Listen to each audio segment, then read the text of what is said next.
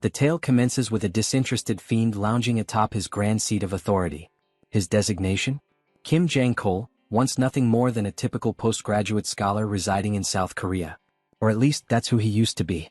Merely a day prior, he underwent a bewildering transformation, now embodying Kratos, the sovereign of demons and ultimate adversary in the digital universe of his cherished game. A narrative trope indeed. Jang-kol then proceeded to outline the mechanics of the game, Paladin of Blood. Allegedly, his objective was to reawaken the primeval champion who had succumbed to a prolonged torpor. However, he promptly halted his own explanation. After all, relaying that to the invisible observers felt futile. More pressing dilemmas now demanded his attention. Mere moments passed before a man stepped into the fortress halls and formally addressed him by his new title, Lord Kratos. This infernal being, Zephyros, served as a level 15 adjutant. He announced that the mobilization for war had been finalized. Monstrosities lingered outside, eager to descend into battle. One in particular exhibited boundless enthusiasm. Level 534 entity Azurat, famously dubbed the Bloodthirsty Prince. His intent was to quell their hunger through the spoils of the day's conquest. Alongside him stood the frigid sovereign Sergi, marked at level 531, who bore the sorrow of having been born into desolation, having endured the grotesque fate of consuming her kin. Her ambition, to forge an enduring legend. Then came the Fog Archduke Hartok, listed at level 555, and the Ebony Boulder Overlord Ball, reaching level 539. These monstrous beings had already descended into unruly fervor, barely restraining themselves while awaiting the monarch's decree. Eventually, the protagonist lifted his voice to capture the attention of the infernal battalion. Demon Army, listen up. The quartet of top commanders loomed, regal and menacing. From this point forward, I, Kratos, order all demon folk. As he began to articulate his command, smoke billowed from his maw. The four ravenous warlords grew restless, their anticipation bordering on madness, yearning for orders of bloodshed. But then, with unwavering resolution and a gaze that could unnerve the heavens, Lord Kratos proclaimed that hostilities must cease, and instead, they would commence agriculture, start farming. Utter stupefaction seized the crowd. Disbelief erupted into uproar. Bedlam followed, naturally paired with feral outrage. Lord Kratos remained undeterred, persistently bellowing his new directive. Yet within the recesses of Jang-kol's consciousness, there was only one thought. They were absolutely terrifying. The notorious top four of the demon realm stood with jaws slack, speechless. Whether it was intimidation by his unfortunate countenance or sheer shock at the absurdity of the proclamation, it was hard to say. Regardless, Jang-kol was well aware of the ramifications that an actual war would bring within the game's mechanics. Elsewhere, in a distant location, someone appeared to be emerging from an unknown structure or dimension. Simultaneously, an alert from the game's interface surfaced, stating that the participant was embarking on his 20th iteration. A celestial beam illuminated the figure. That individual? A player with a staggering level of 9,990, identified as Aged Kim Chi, a name that haunted Kratos as he was convinced this would be the one to end him. Strangely, there also seemed to be the odd implication that this formidable player might be clad in a gown. But before plunging into the imminent chaos, the narrative takes a step back, to the existence of our protagonist prior to being ensnared in the game's reality. During his mundane existence, Kim Jang-kol had been an agronomy postgraduate, his greatest aspiration being to ascend as a fabulously affluent agriculturist. By his own account, he considered himself a prodigy, having effortlessly sailed through his curriculum with top marks. So distinguished was his academic performance that even his instructor lauded him, going so far as to commission him to draft a thesis on his behalf.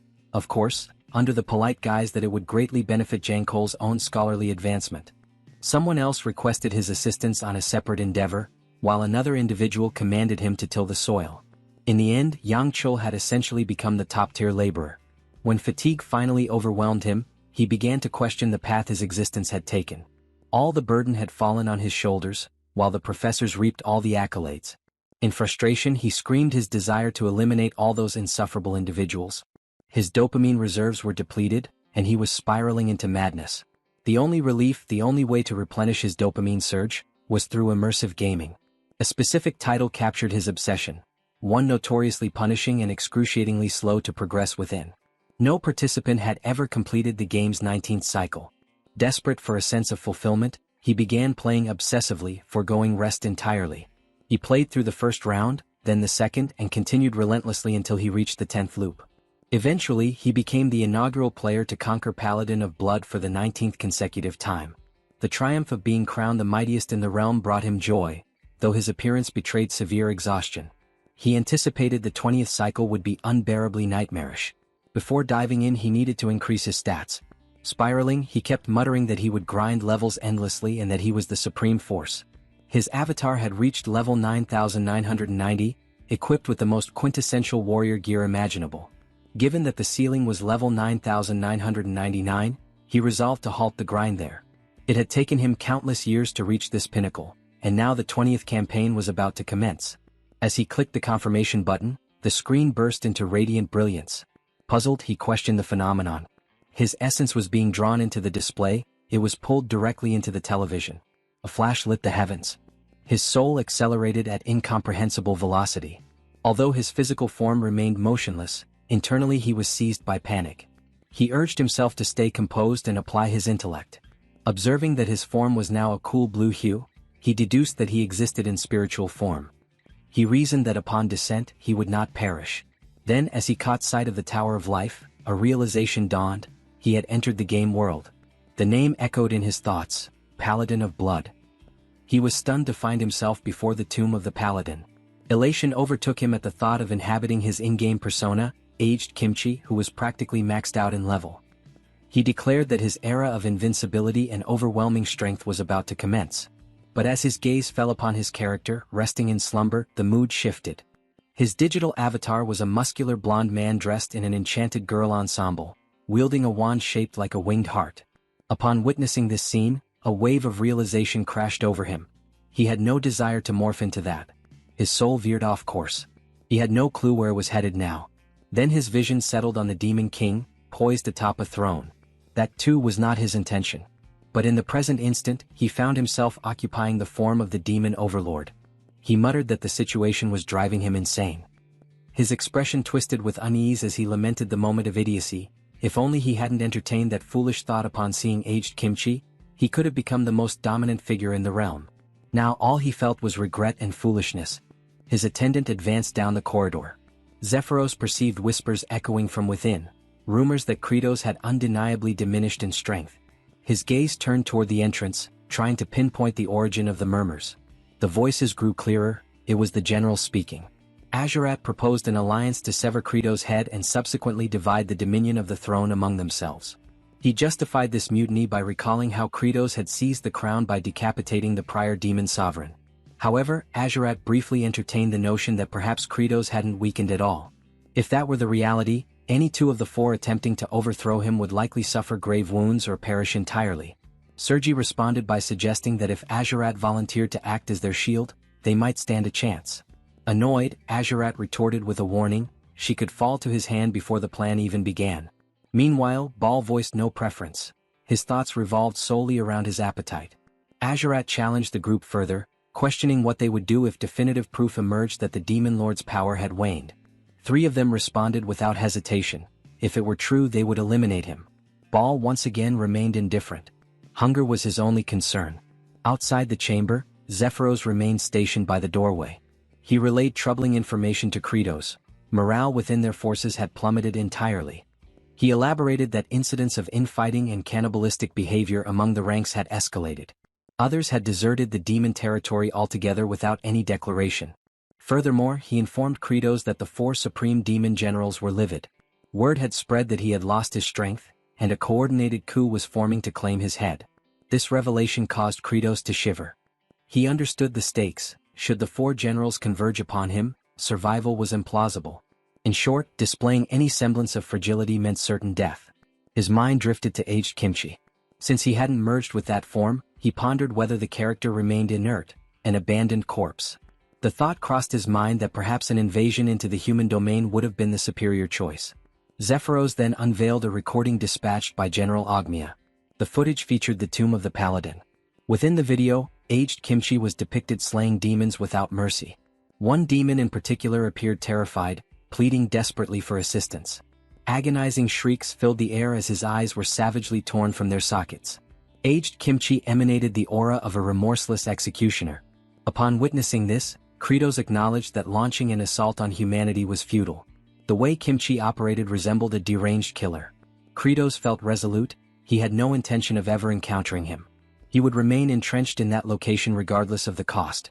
Under such conditions he saw only two possible outcomes: appear diminished and be executed by the generals, or enter the human realm and be brutally slain by Kimchi.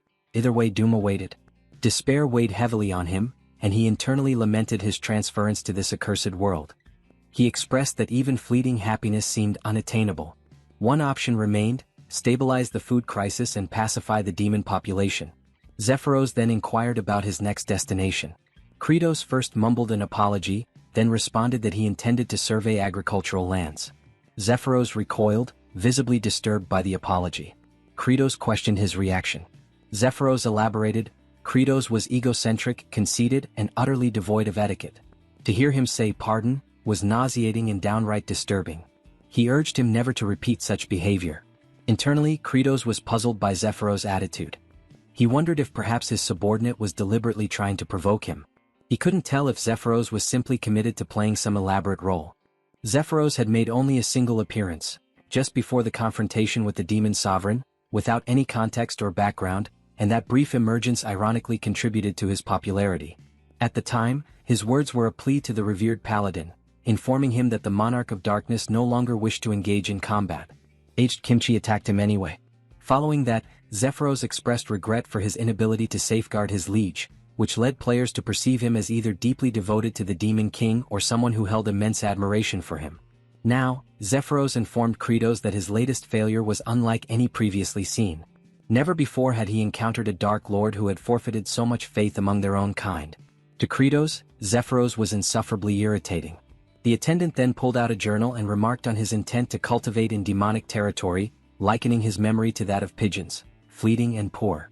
Kratos reminded him of his own authority as sovereign, warning him not to press further, yet Zephyros persisted unabated. This left Kratos pondering why his subordinate displayed no signs of intimidation. Zephyros elaborated that past demon kings, including Kratos himself, had attempted agriculture in that same wasteland. The brutal and extreme fluctuations in climate rendered the land barren, unfit for crops. Kratos conceded internally. He knew it was desolate terrain, but remained assured that his current strength could bring salvation to it. In truth, farming was a task he loathed, but survival demanded it. Zephyros watched in bewilderment as Kratos began tilling the soil. The sight became comedic when the Demon King inadvertently ingested the dirt. Zephyros remarked that the Dark Lord had now become a destitute figure who consumes soil. He documented the observation in his notes. When Kratos instructed him to cease writing, Zephyros insisted it was merely his duty, asserting that chronicling the ruler's activities was essential. He even scribbled a comment about the apparent decline in Kratos' memory retention. To the Demon King, Zephyros was a persistent nuisance. Upon analysis, Kratos confirmed the soil lacked nutrients. No traces of nitrogen were present. Nitrogen, an element vital to botanical growth, is inaccessible to plants in its atmospheric state due to its molecular structure. Despite comprising 78% of the atmosphere, its tightly bound triple atoms prevent any spontaneous chemical interactions. Humanity had addressed this problem via industrial nitrogen fixation through advanced chemistry, which had sparked a revolution in food supply. Unfortunately, duplicating that process here was unfeasible. There was simply no base substance available to begin cultivation. Then Kratos reflected on a natural solution: lightning. Atmospheric discharges of high-voltage oxidize nitrogen into nitrites, which then mix with rainfall and seep into the earth. His method would mirror this natural system. It was time for his signature move. Kratos dragged a claw across his hand, drawing blood, initiating his infamous ability, Bloody Strike. The spell simultaneously unleashed electrical energy and moisture, designed precisely to prepare the soil for sowing. He ordered Zephyros to step aside. The pain was sharp and relentless. Kratos couldn't fathom how the deranged Demon King had managed to use such a technique habitually when it stung so violently. Just as he braced himself for the incantation, he sensed something amiss. His gaze drifted, catching the figures of the four great generals observing from a distance. Their presence was devoid of any lethal pressure, but their expressions were clear. They believed their leader had weakened. This revelation startled Kratos. Zephyros casually stated that the Demon Lord had diminished by a full 100%. That statement triggered a thought in Kratos. Perhaps Zephyros was no mere aide but a covert executioner, provoking him intentionally before finishing him off. Still, it seemed preferable to an inevitable death. Resolved, he cut his hand again and activated the bloody strike. The result? Nothing. Only blood loss. He winced openly, unable to mask the agony. Then came the generals. One of them stepped closer and inquired if he was feeling unwell. Not a single one of them even bothered projecting any aura of menace. The only thing Kratos could mutter was a curse beneath his breath. Elsewhere, aged Kimchi surveyed the immense landscape before him. Traces of his prior existence lingered in his memory. He had lived through more than a dozen lifetimes and had once been driven by a powerful summons, a call of obligation that guided his steps. But now that directive had vanished, and the once commanding voice had fallen silent. He found himself questioning the very purpose of his continued existence. A somber mood fell over him, his face cast in shadows of doubt. Back with the protagonist, hostile gazes bore down on him like those of predators sizing up prey. Azurat reiterated the fundamental principle among demons: supremacy defined rulership. The most powerful one reigned as Demon King. Inwardly, Kratos admitted his fear. Each of the generals radiated an overwhelming presence, and he was all too aware of just how terrifyingly formidable they were. At that moment he couldn't even access any of his abilities. A question surged in his thoughts: was this how he would meet his end? His limbs trembled uncontrollably, and a fierce expression distorted his face. From Azurat's perspective, Kratos was radiating such palpable energy that it seemed he was charging power even before the clash began. Still, Azurat felt sure of himself. He challenged Kratos, questioning his capacity to triumph in such a weakened state. But upon glancing backward, Azurat was stunned to discover the other high-ranking demons had already taken cover behind nearby trees. His confidence wavered. The betrayal was instant. Less than a minute had passed before those traitors abandoned him. Their scheme was to spectate from a safe distance, assessing the battle's outcome and only joining if victory seemed within reach. Beads of sweat gathered on Azurat's brow. He inwardly cursed them as wicked scoundrels, though he quickly reminded himself, they were demons and such treachery was in their very nature. Meanwhile, Zephyros declared that according to the ancient customs of demonkind, combat was always fatal, and surrender was not an option. Just as he prepared to initiate the duel, Azurat interjected, requesting a delay. Kratos was taken aback by how rapidly the rules had been imposed upon him. Azurat silently encouraged himself, trying to maintain courage, convinced he could still prevail, believing that the Demon King had truly diminished. Internally, Kratos spiraled into panic, unsure of what course to take. He had recently tested his strength, expecting immense power from the Demon King's body. While he was indeed strong, it wasn't to the awe-inspiring degree he had anticipated, not enough to boast about. Azurat lunged forward. Kratos recognized the maneuver. It resembled either a stabbing thrust or a slicing strike, moves he had studied from the game. He was certain he wouldn't be able to evade it. Yet his body swerved instinctively. He blinked in surprise, unable to comprehend how he managed to sidestep the attack. Then he noticed a detail: Azurat's left foot angled outward, indicating a thrust. It was a familiar stance, mirroring the exact same motion patterns from the game. Azurat clicked his tongue in frustration as his attack missed its mark. Observing from the sidelines, Hartok asked Sergi if she had caught Kratos' reaction during the dodge. He interpreted it as a signal, a calculated response as though Kratos was preparing to rip Azurat's limb from his body. Sergi questioned why Kratos hadn't taken the opportunity. She advised continuing to watch and assess further. Azurat pressed the offensive once more, and again Kratos avoided him. Confusion settled deeper within him. Every movement, every gesture from Azurat, mirrored the gameplay he knew by heart. He recalled the first time he had encountered this foe. He had been utterly overwhelmed. Azurat had incredible speed, feint attacks that disrupted rhythm, and a diverse arsenal of techniques. But after suffering defeat once, thrice, and 10 times, it wasn't until his 128th attempt that Kratos finally overcame him. In the subsequent 19 playthroughs, he had mastered every trick, even achieving flawless victories where he was never touched. Now Azurat lashed out again, but it made no difference. Kratos felt secure. There was no way any of Azurat's strikes could land now. The other generals watched in silence. They took note of his confident expression, and it sent a chill down their spines. Azurat continued to barrage him, but Kratos evaded each attack with fluid precision.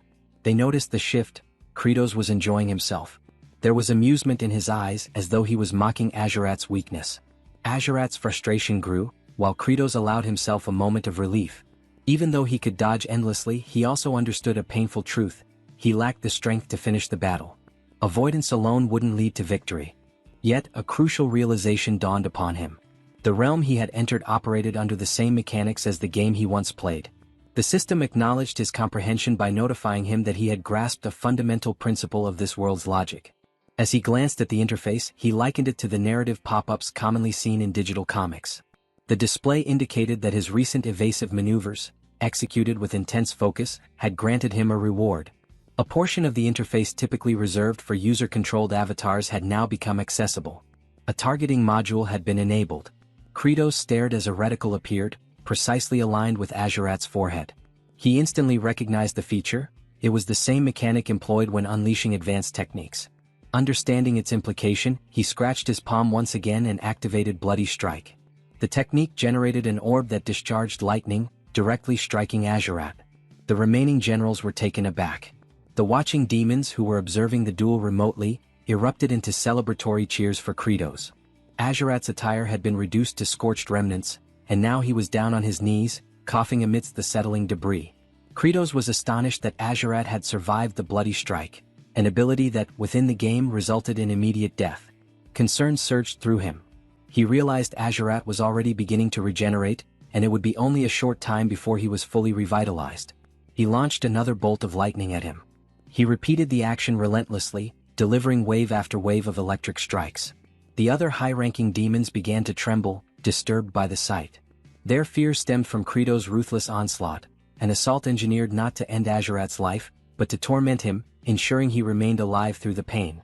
In truth, Kratos was panicking internally. He had no clear idea how to finish Azurat, whose endurance seemed limitless.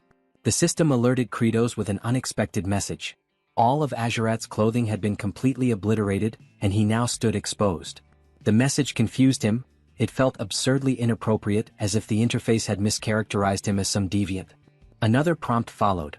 A new functionality had been activated. Equipment removal from the inventory had been enabled. This piqued his interest. He speculated there might be valuable gear available.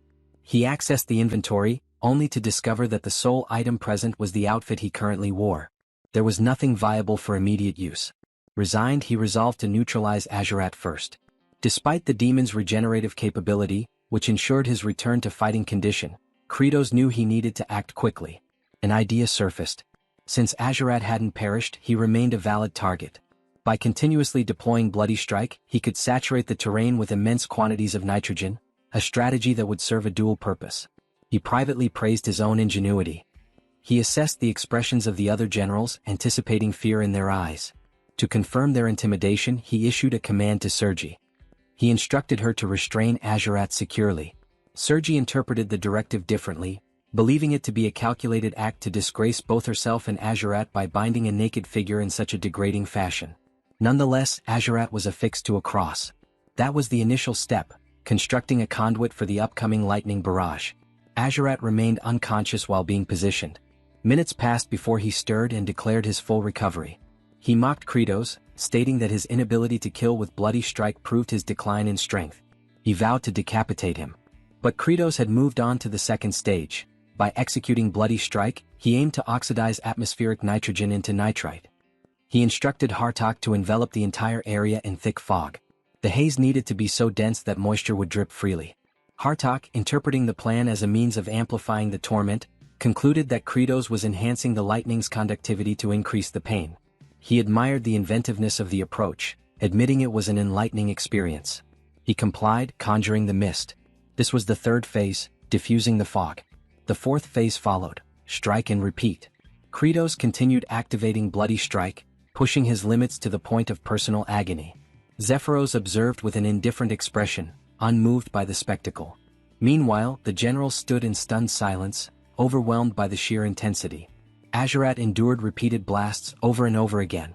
Kratos found satisfaction in the process, not just for subduing his opponent, but because in doing so he was enriching the soil with nitrogen, rendering it fertile ground for cultivation. He imagined a prosperous yield awaiting him. That single thought filled him with anticipation. He unleashed another strike, continuing the cycle until twilight descended. Eventually the protagonist examined the earth. Satisfaction settled over him. All that remained was to maintain the infusion of nitrogen using the same method.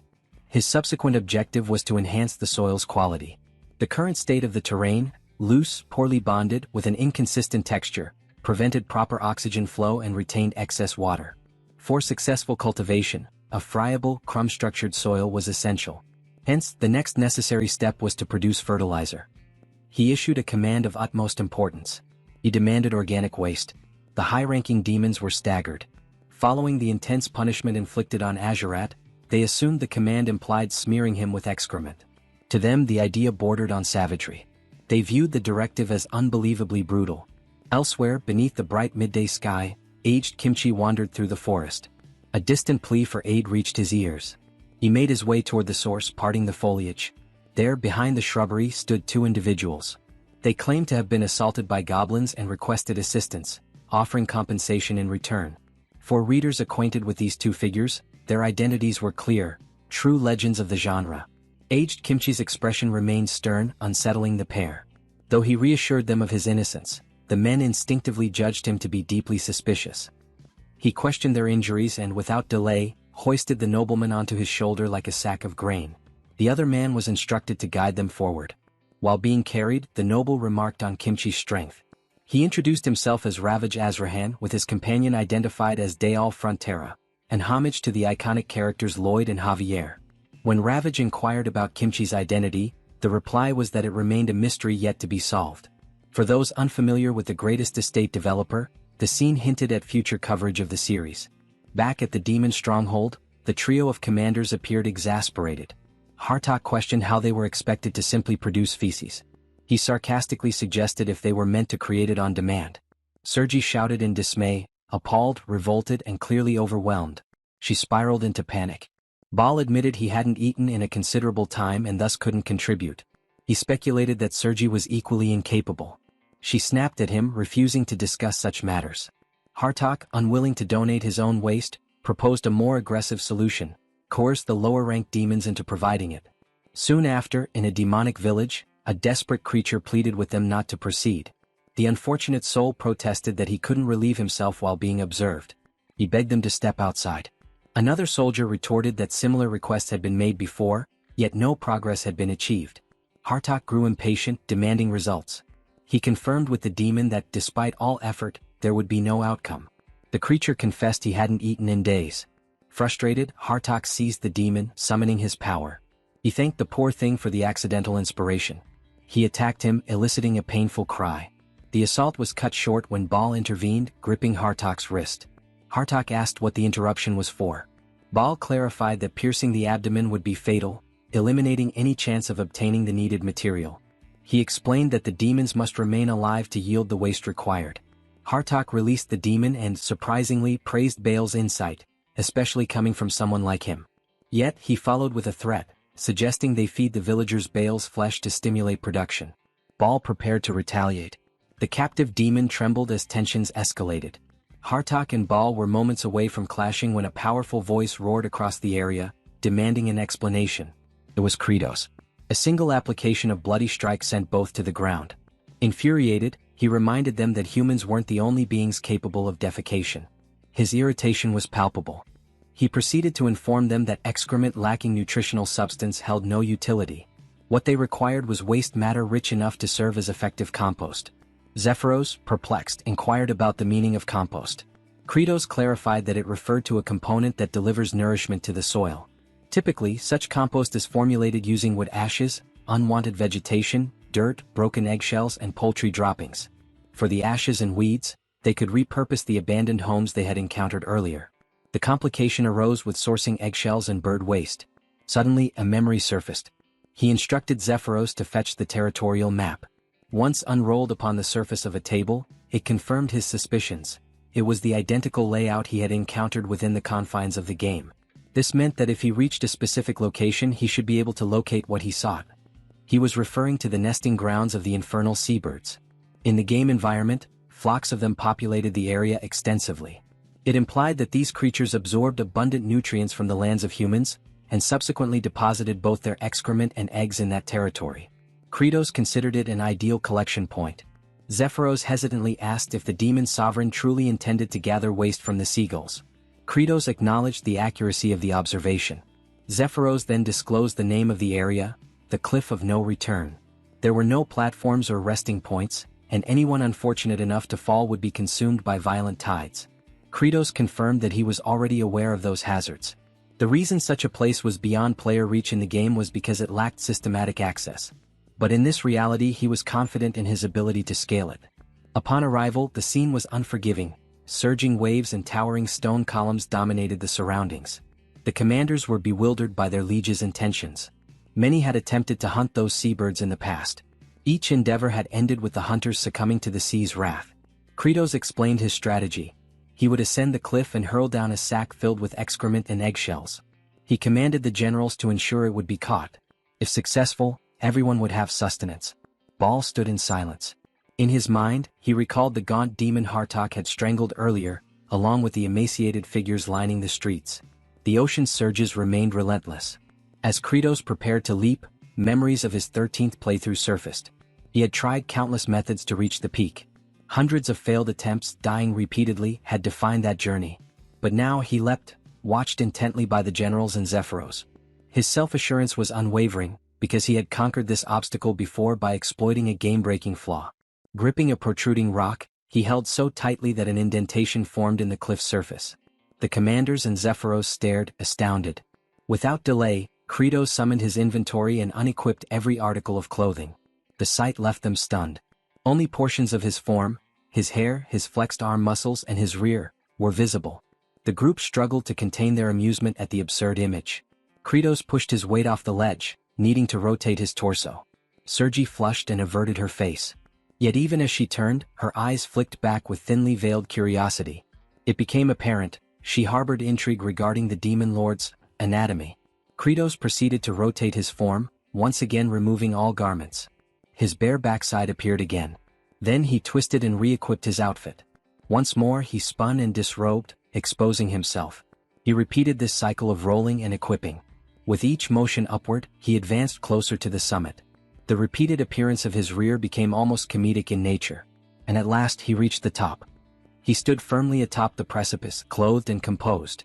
Within a realm governed by a game-like structure where equipment management and inventories operated like coded functions, and where boundaries marked unreachable zones on a virtual map, Kratos had pieced together all these elements. Through observation and trial, he became certain that reaching this forbidden edge was indeed within the realm of possibility. Baal, driven by the demon sovereign's promise of nourishment, resolved to lend his assistance. Zephyros grew alarmed by Baal's sudden initiative and attempted to halt him, but Baal had already launched himself forward, intent on following the monarch. Zephyros's cries drew Kratos' gaze. In a split second, Baal leapt, aspiring to emulate his liege. But the rocky surface offered no grip. Baal began to plummet. Thankfully, Kratos reached out and caught him mid-fall. At that moment, Kratos was bare-chested, only the upper portion of his form visible from behind the stone ledge, as he clung desperately to Baal's weight. To make it work, he needed to activate the same glitch that had allowed him passage earlier. His forearm veins bulged under the immense pressure. Baal's mass threatened to tear his limbs from their sockets. Inwardly, he questioned the rationale for saving someone like Baal, one of the four mighty generals who posed a potential danger to his rule. Wouldn't it be easier if the general simply ceased to exist? He voiced this internal conflict aloud, declaring that he held no obligation to rescue Baal. While gripping the general, Kratos' mind wandered back to a memory, a time when a peer, eyes red and voice cracking, had come to him for assistance. The professor had refused to accept this junior's paper, aiming instead to exploit the student endlessly for academic labor. The young man had pleaded with Kratos to speak with the professor, believing that the educator would heed the words of Jang Kyol, the most favored scholar. That youth had admired him. Since he was already serving as the top workhorse, perhaps the professor would be swayed. But fear had gripped him. He'd worried about jeopardizing his position, about placing himself in disfavor. So he told the boy that it wasn't his concern and walked away. And ever since he had wondered, what if he had stepped in? What if he had tried just a little harder? If he had pushed himself to his limits, perhaps the face that haunted him in memory would have worn a smile instead of despair. Now that same sensation welled up as Baal clung to him. In that moment of suspended peril, Kratos resolved to do what he hadn't done then. He clenched his jaw, braced himself and shouted with all his might. His bones groaned under the strain. Summoning every ounce of his physical capability, he heaved the general upward, throwing Baal atop the cliff. The large figure crashed onto the stony surface. Meanwhile, Kratos cradled his fractured arm, pain evident in his posture. Baal, stunned, observed his sovereign's self-inflicted injury. The demon lord had risked his own well-being without necessity. Baal, overcome with emotion, questioned why. For a time Kratos said nothing. Then, in quiet solemnity, he offered the reason. It was a choice that carried less pain than turning his back on those who relied on him and facing the regret of abandonment. Ball trembled. Moisture welled in his eyes. Within Kratos' thoughts, the act felt like redemption, something he should have done for that pleading junior. The regret of not assisting those in desperate need lingered in him, following him even across dimensions. At that poignant moment, a translucent system notification emerged. It stated that even while still not fully acclimated to the vessel of Demon King Kratos, he had exerted every fiber of strength. As a result, he had earned Baal's genuine gratitude, one of the four supreme commanders. Kratos became aware of the depth of that appreciation. To honor this milestone, the system activated a new feature.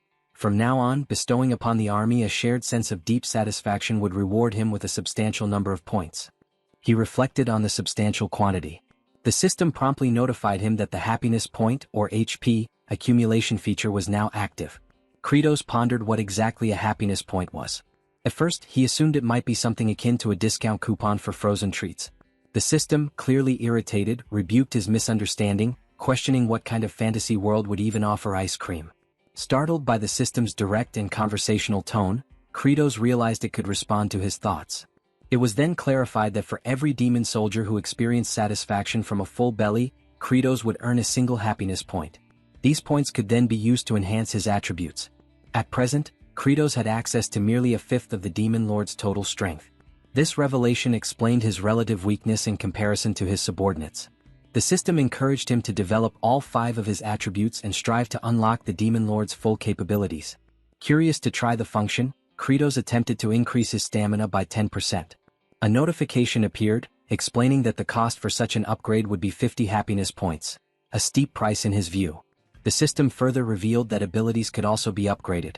His current skill, Bloodstrike, was only at its first tier and required a hefty 250 points to level up.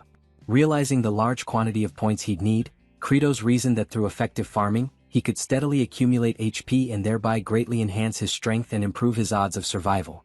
In addition to this revelation, he received something else: gratitude. With a sly grin, he quietly enjoyed the rare feeling. From Baal's perspective, however, the expression worn by the Demon Lord was far from comforting. It seemed to communicate a silent threat, a reminder that a debt had been formed and defiance would not end well. To Baal, Kratos appeared as a ruthless leader, one who didn't save lives out of compassion. Shortly after, the demon sovereign lifted a large eggshell and summoned the others' attention. He declared his intent to fill the shell with organic waste and toss it toward them. The trio stood frozen in disbelief, entirely unsure how to respond. As promised, the Demon Lord launched the container, its contents flung toward the stunned group. The unexpected barrage caused uproar. They had no time to react. It was quite literally a storm of filth. The 3 generals were overwhelmed, certain they had reached their limits. Meanwhile, Kratos believed this was only the beginning. He demanded full dedication to agriculture. The essential elements of natural fertilizer, seabird droppings, fragmented eggshells, scorched wood remnants, and properly tilled soil, needed to be blended thoroughly. He summoned Sergi for this task and instructed her to pulverize and combine the materials. Sergi was dumbfounded. The command seemed beneath her station. Despite her numerous limbs, which made her ideally suited for the work, she was incensed. Proclaiming her status as the frigid monarch, she armed herself, stating that her appendages were not intended for menial duties like compost preparation. However, the intense gaze of Kratos silenced her. He offered an alternative, a simpler task. He directed her attention toward Azurat, who still emitted faint wisps of smoke from the electric blasts he had received. All she had to do was remain in place. A straightforward job, no? Thus, the regal monarch of ice became an unwilling mixer of compost. Rumor suggested she remained in that role to this day. Internally, Kratos was close to losing composure. He reminded himself that these generals were all volatile, and one misstep could easily end in disaster. But then he reminded himself of his position. He was the demon sovereign. With nothing but determination and brute resolve, he would press forward. The next phase in producing the fertilizer had arrived: the application of moisture. He summoned Hartok and instructed him to saturate the air with mist. However, Hartok raised objections to this directive, arguing that the resulting humidity would intensify the already unbearable stench. He had no desire to carry out such a revolting command. Then, Kratos revealed his trump card once more. His eyes landed squarely on Azurat. No one was eager to serve as a living conduit for electricity, so Azurat swiftly soared through the surroundings, dispersing dampness across the atmosphere. Kratos then consulted Baal to confirm whether the level of moisture sufficed. Baal acknowledged that the consistency had softened with the addition of water, just as their ruler had anticipated. At last, the third stage called for the compost to be relocated to a shaded, arid location and layered with a covering fashioned from seagull plumage. Yet a challenge loomed. The demon lord knew that even producing a small quantity of this material would demand considerable time.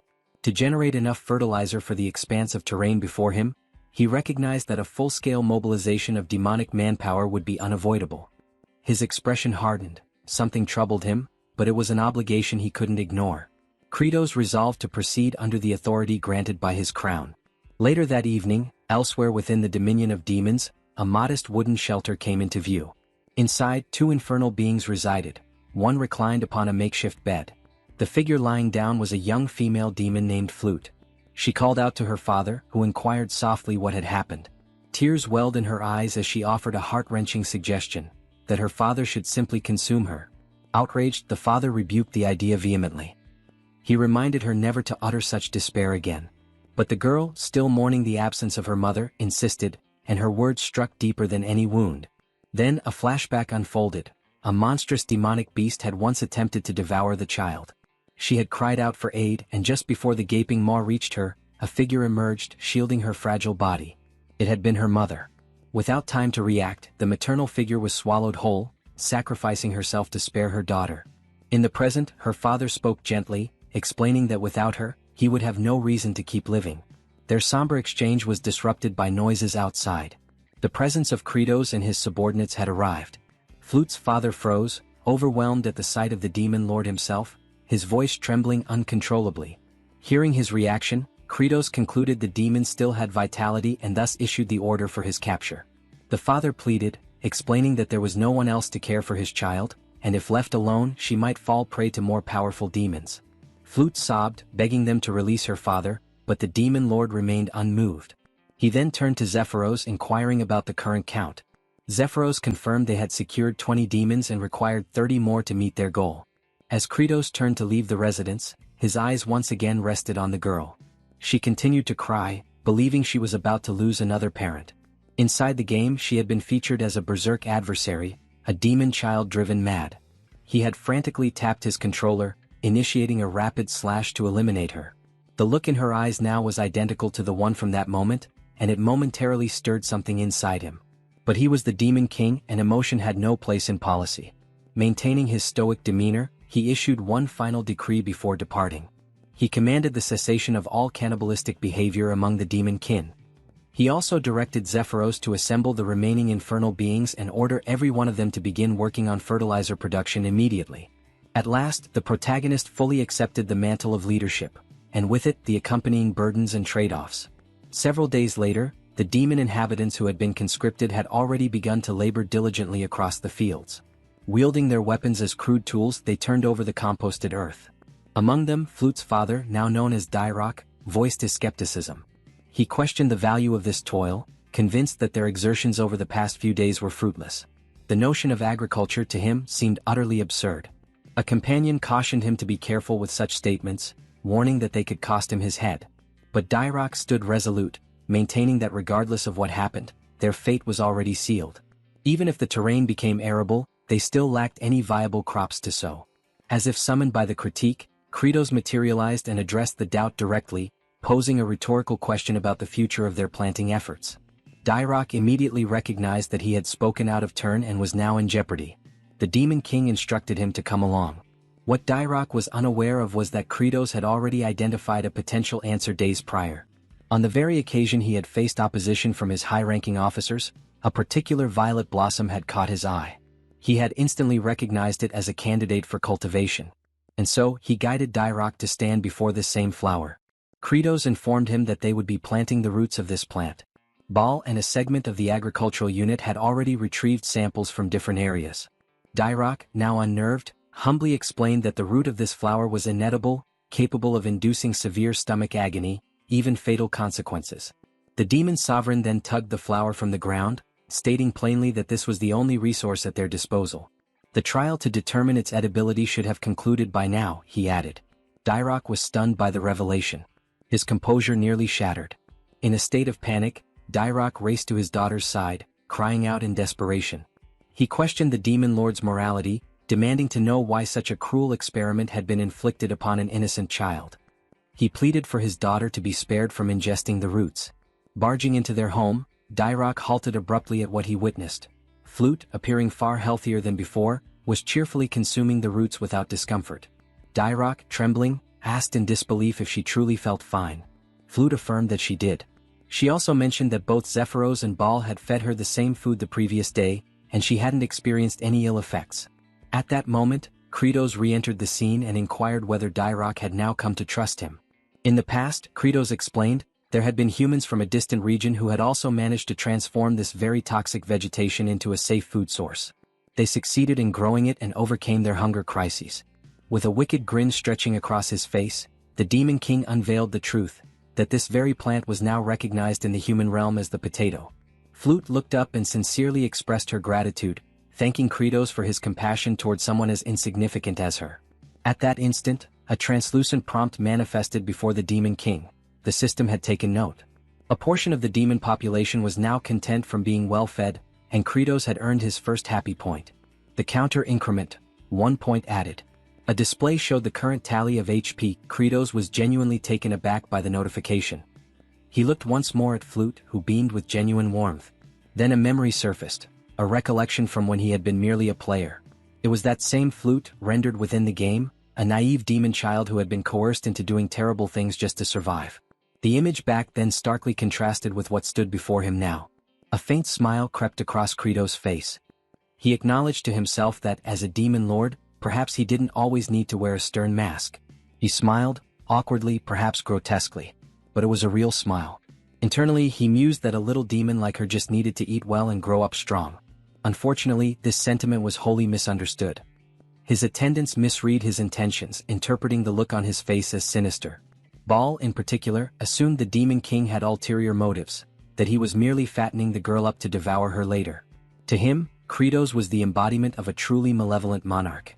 Yet, unbeknownst to them, the expression Kratos had revealed was the one he had always hoped others would see, though it could not have been further from the truth. Following those events, it was revealed that the most remote location within the expansive dominion governed by the Demon Lord bore the name Chavain de Antir. The entire region was segmented into 5 distinct sectors, and this frigid expanse lay within the most secluded one. Temperatures plunged to icy extremes by nightfall, only to surge into sweltering heat during daylight, a climatic pattern reminiscent of the high-altitude terrain of the Andean Plateau. In historical accounts, inhabitants of the Andes often faced food shortages, leading them to consume wild tubers laced with toxins. But did such desperation lead to extinction? On the contrary, humankind exhibited a remarkable talent, the ability to transform harmful provisions into digestible sustenance. That very human ingenuity was now being emulated by Jeshiel, now recognized as Kratos, the reigning demon sovereign. Soon after, Dirac appeared and informed the Demon King that the tuberous roots had already been positioned across the cultivated terrain. In response, Kratos instructed Ball to pulverize them. Without hesitation, Ball launched himself high into the air, landing with tremendous force to smash the roots beneath his immense weight. Under such crushing pressure, those potatoes stood no chance of remaining whole. Bale's task was far from over, as he would be repeating this action throughout the entire day. Kratos had devised a meticulous process. The roots were to be frozen under the cold night sky for 5 consecutive evenings.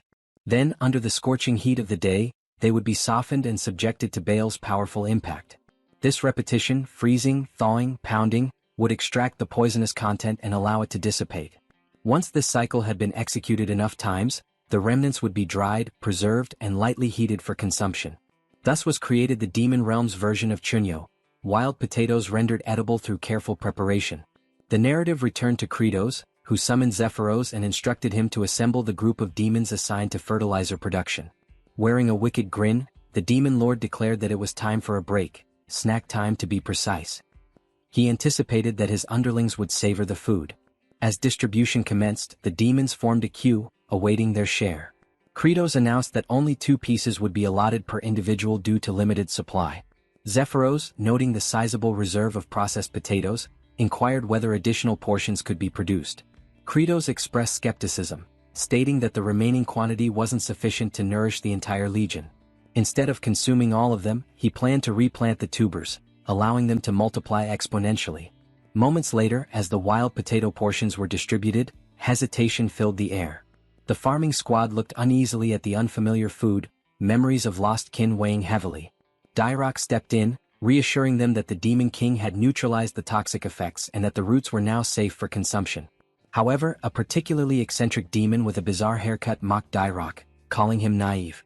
He gestured toward Kratos, describing him as a sinister figure who wouldn't distribute food without an ulterior motive, likely intending to poison them. Yet Dairock remained undeterred. He boldly took a bite of the food. All eyes followed his chewing, their tension growing until he casually swallowed it. With tears brimming in his eyes, he shouted praise for the Demon King. The rest of the laborers, observing Dairock's survival, promptly devoured their portions as well. And soon a second line formed, they eagerly sought more. Dairock, basking in his moment of vindication, was filled with pride. It was true, the Demon Lord had genuinely provided them with edible nourishment. The odd-haired demon, now swayed, began to lead a chant. Raising his left arm, he bellowed with enthusiasm, "Yes, Kratos." The Demon King, however, was unimpressed by the awkward slogan and silently resolved to replace that ridiculous cheer at a later date. Off to the side, Zephyros studied Kratos' expression. He noted that the Demon Lord's countenance reflected unwavering belief that even in this barren wasteland, he would produce viable food. In that gaze, Zephyros sensed the possibility that Kratos might indeed be the one to finally end the cycle of starvation and despair that plagued their kind. At that very moment, the interface reappeared. A system notification declared that a segment of Kratos' forces was content due to having eaten. This time, the tally rose by 50 happy points, a reward for successfully feeding 50 members of the agricultural squad. The new cumulative total displayed boldly: HP equals 51. The protagonist observed the unfolding scene with visible amusement. A subtle grin crept across his face as he internally acknowledged that the total number of points accrued so far was quite respectable. With this accumulation, he could now afford to bolster his strength a bit. However, a decision had yet to be made on which attribute would be prioritized. At the moment, he remained uncertain. Perhaps it would be more prudent to continue stockpiling points for the time being. While he contemplated dividing labor between the fertilizer production group and the wild potato extraction team, Zephyros began to rally the attention of the field workers. The astute assistant had devised a plan to spread word throughout the village that a consumable crop could now be cultivated even in this desolate terrain. An incentive was offered. Any demon who unearthed wild potatoes would receive food coupons redeemable for chunyo. The announcement stirred celebration among the farming squad, while Kratos quietly evaluated Zephyros. He mused that the subordinate was every bit as clever as he appeared. Despite his irritating personality, he was undeniably one of the most resourceful allies in the group. Thanks to this campaign, the village demons diligently scoured the earth, unearthing every last wild potato. Meanwhile, fertilizer grinder Sergi and artificial precipitation specialist Hartok remained hard at work, each fulfilling their respective assignments. Lastly, Aserat, still securely restrained, awaited his next relocation. Kratos had merely been shifting the location where his living lightning conductor would be positioned. Upon determining the most suitable area, preparations were finalized. The Demon Lord then proceeded to discharge a series of electric bolts upon the familiar target, harnessing Aserat's endurance for the benefit of nitrogen enrichment. He truly toiled to ensure proper soil infusion. With fertilizer production reaching adequate levels, it was time to commence the subsequent phase, distributing the compost uniformly across the terrain. However, the sheer size of the land posed a significant challenge. The territory was far too extensive for a malnourished workforce sustained by only a few morsels of chunyo. Suddenly, Aserat summoned the strength to plead with the Demon Lord, asking for death to be swift. Yet the request was ignored. Instead, another jolt was sent his way. In Kratos' mind, eliminating an individual capable of remaining operational even while famished, all thanks to his regeneration trait, was foolish. He considered it a free source of nitrogen after all. Still, the dilemma of territorial expansion lingered. The Demon King pondered whether reinforcements were the only viable solution. He had previously instructed Zephyros to send requests for aid to the Star Masters. In the message, Zephyros had penned a firm directive: all offensive actions must cease, and manpower should be redirected toward agricultural development. Although this appeal had been dispatched to every sector within the Star region, no replies had been received. Kratos found this worrisome. He even speculated whether the courier had perished from hunger before reaching any recipients. A serious problem loomed if farmland expansion could not proceed swiftly. Elsewhere, in the realm of the demons, the first star zone, named the Cliff of the Dead, harbored its own developments. A servant knelt before his superior, relaying a reconnaissance report. Demon Lord Kratos had genuinely begun agricultural operations and seemed to have succeeded in creating edible sustenance. The master of this domain sighed, attributing Kratos' actions to fear, specifically fear of himself. This sinister figure, one whose power amplified with each demon's demise, interpreted Kratos' agricultural efforts as a tactic to halt both warfare and famine, thereby slowing his own growth. This elderly, Zeus-like entity was Saruthal, overseer of the First Star region and commonly referred to as the Father of the Dead. It was disclosed that his subordinate had already intercepted and eliminated the messengers dispatched to the other star sectors. In essence, the appeals for aid had been silenced, reaching no one beyond Saruthal's domain. The ruthless overlord was resolute. Demons must perish from starvation. Only then would their corpses serve as nourishment for him and his forces. Saruthal declared his intent to exterminate Kratos and claim the demon throne for himself. He issued a critical mission to his adjutant, Fikimir. The order was simple yet grave: annihilate every vestige of Kratos' agricultural progress. With an ominous tone, Saruthal formally proclaimed war. Fikimir, ignited by the opportunity for conflict, bristled with excitement. Back at the location of the designated living lightning conductor, Aserat shuddered as a biting gust swept through the area. Fikimir eventually disclosed his presence. He remarked that Kratos was exceptionally cruel for reducing Aserat to a breathing husk, merely to serve as a deterrent to others. He then reassured Aserat not to fret, explaining that his superior, Saruthal, appreciated his fierceness and would gladly welcome him once Kratos was eliminated. Fikimir summoned his elite unit, phantasmal entities known as wraiths. With manic enthusiasm, he bellowed a command to obliterate the barren land beyond repair. The spectral soldiers lost no time and gleefully embarked on their destructive rampage. One of them stumbled upon the compost scattered across the ground, and in his typical cluelessness, Fikimir instructed them to fling the waste across the terrain, cackling in delight. He reasoned that the enemy might attempt to reclaim and reuse the manure, so it should be evenly distributed to prevent retrieval. With blind zeal, the wraiths dutifully worked the material into the earth, dispersing it so thoroughly that no visible traces remained. Fikimir's unhinged laughter echoed, while Aserat watched the ridiculous display with an expression of disbelief and silence. He could only exhale in resignation. He recalled Kratos' exact instructions about finely grinding the manure and mixing it deep into the land. Ironically, this very task was now being accomplished by Fikimir, who remained blissfully unaware of his contribution.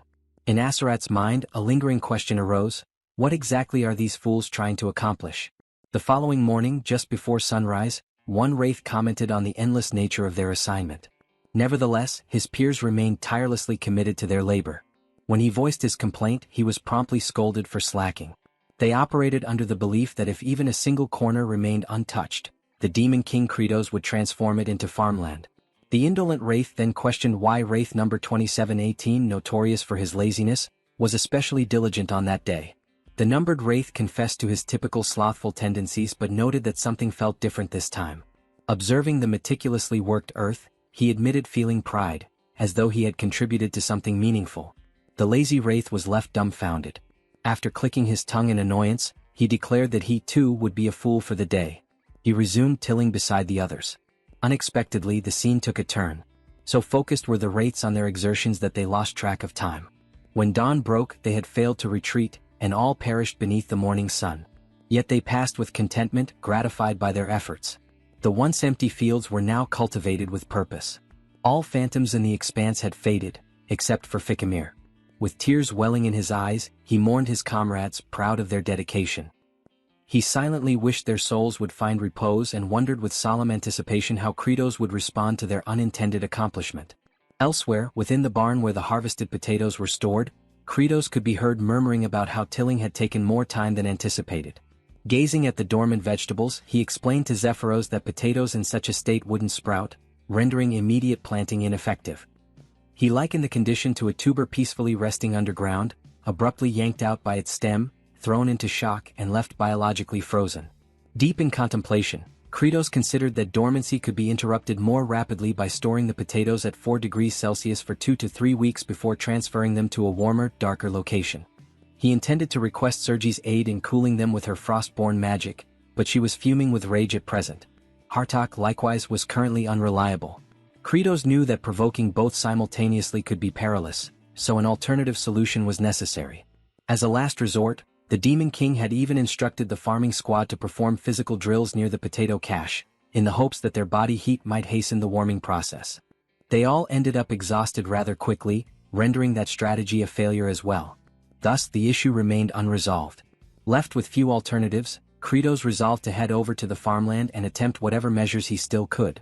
His focus narrowed to at least enriching the earth with nitrogen. A short while later, Kratos stood silently before the completely turned and fertilized soil. The ground had been thoroughly tilled and integrated. The pungent odor hung thick in the air, so intense that Aserat lost consciousness from the fumes. The demon lord stood stunned, speechless at the sight of the now prepared fields. He questioned internally how such a feat had come to pass, suspecting a miracle. Suddenly, an oblivious figure burst into laughter, the same fool who had unknowingly contributed to the miracle. He cackled in triumph, declaring their success, but his gloating was short-lived. Baal, looming behind him, lifted him effortlessly and presented him to the demon lord. This individual was none other than Fikimir, who had attempted to remain hidden.